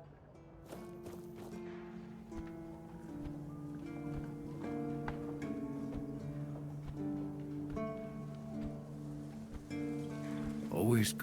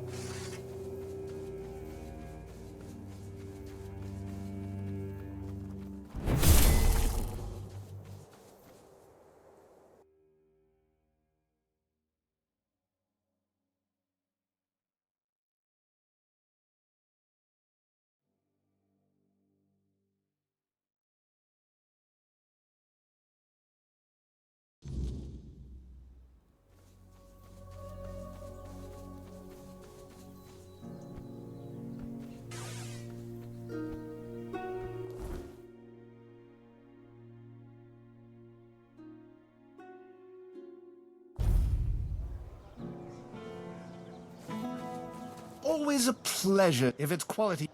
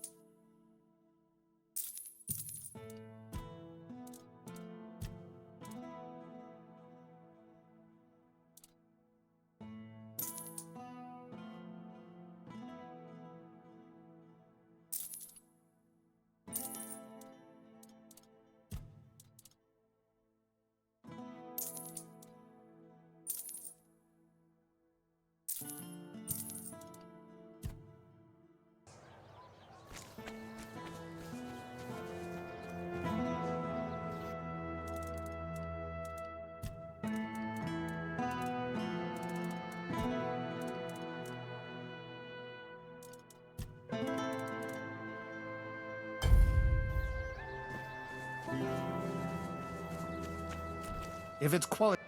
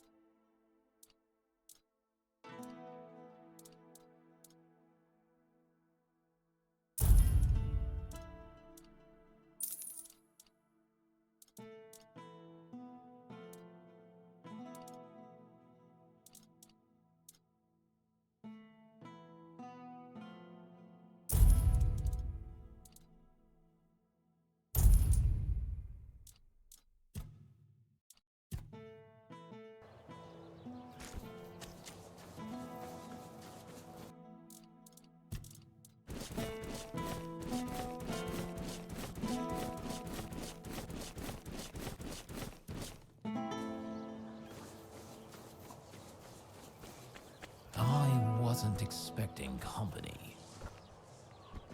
Hello there, strange-looking citizen. You lost, or just looking for someone? A reputation? Me? For what? Standing around looking tough? Oi, wait a moment. You think I stole those books? Beautiful Liliana is sacred to me, all right? I'd never touch Vrel's stash, I swear. I was saving up for the new volume. Now it's gone? How the hell am I supposed to know what happens to Liliana next? No! I dunno. But there's this red priest hanging around who loves scaring the crap out of soldiers. Always preaching doom and sin, you know? And you know what's worse? That damn priest saying Liliana's, inspiring moments are why I'll be cursed. He told me I'd grow hair on the inside of my palms. What kind of nutter says that to a bloke? Is that even a thing? Damn brother Ismat got me paranoid.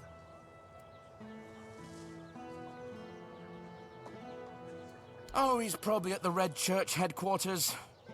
That's where they're always praying and doing whatever it is that Red Priests do. Just be careful. The man's got a way of making you feel like you're already cursed. Creepy bastard. See you later. Don't let the weirdness bite, eh?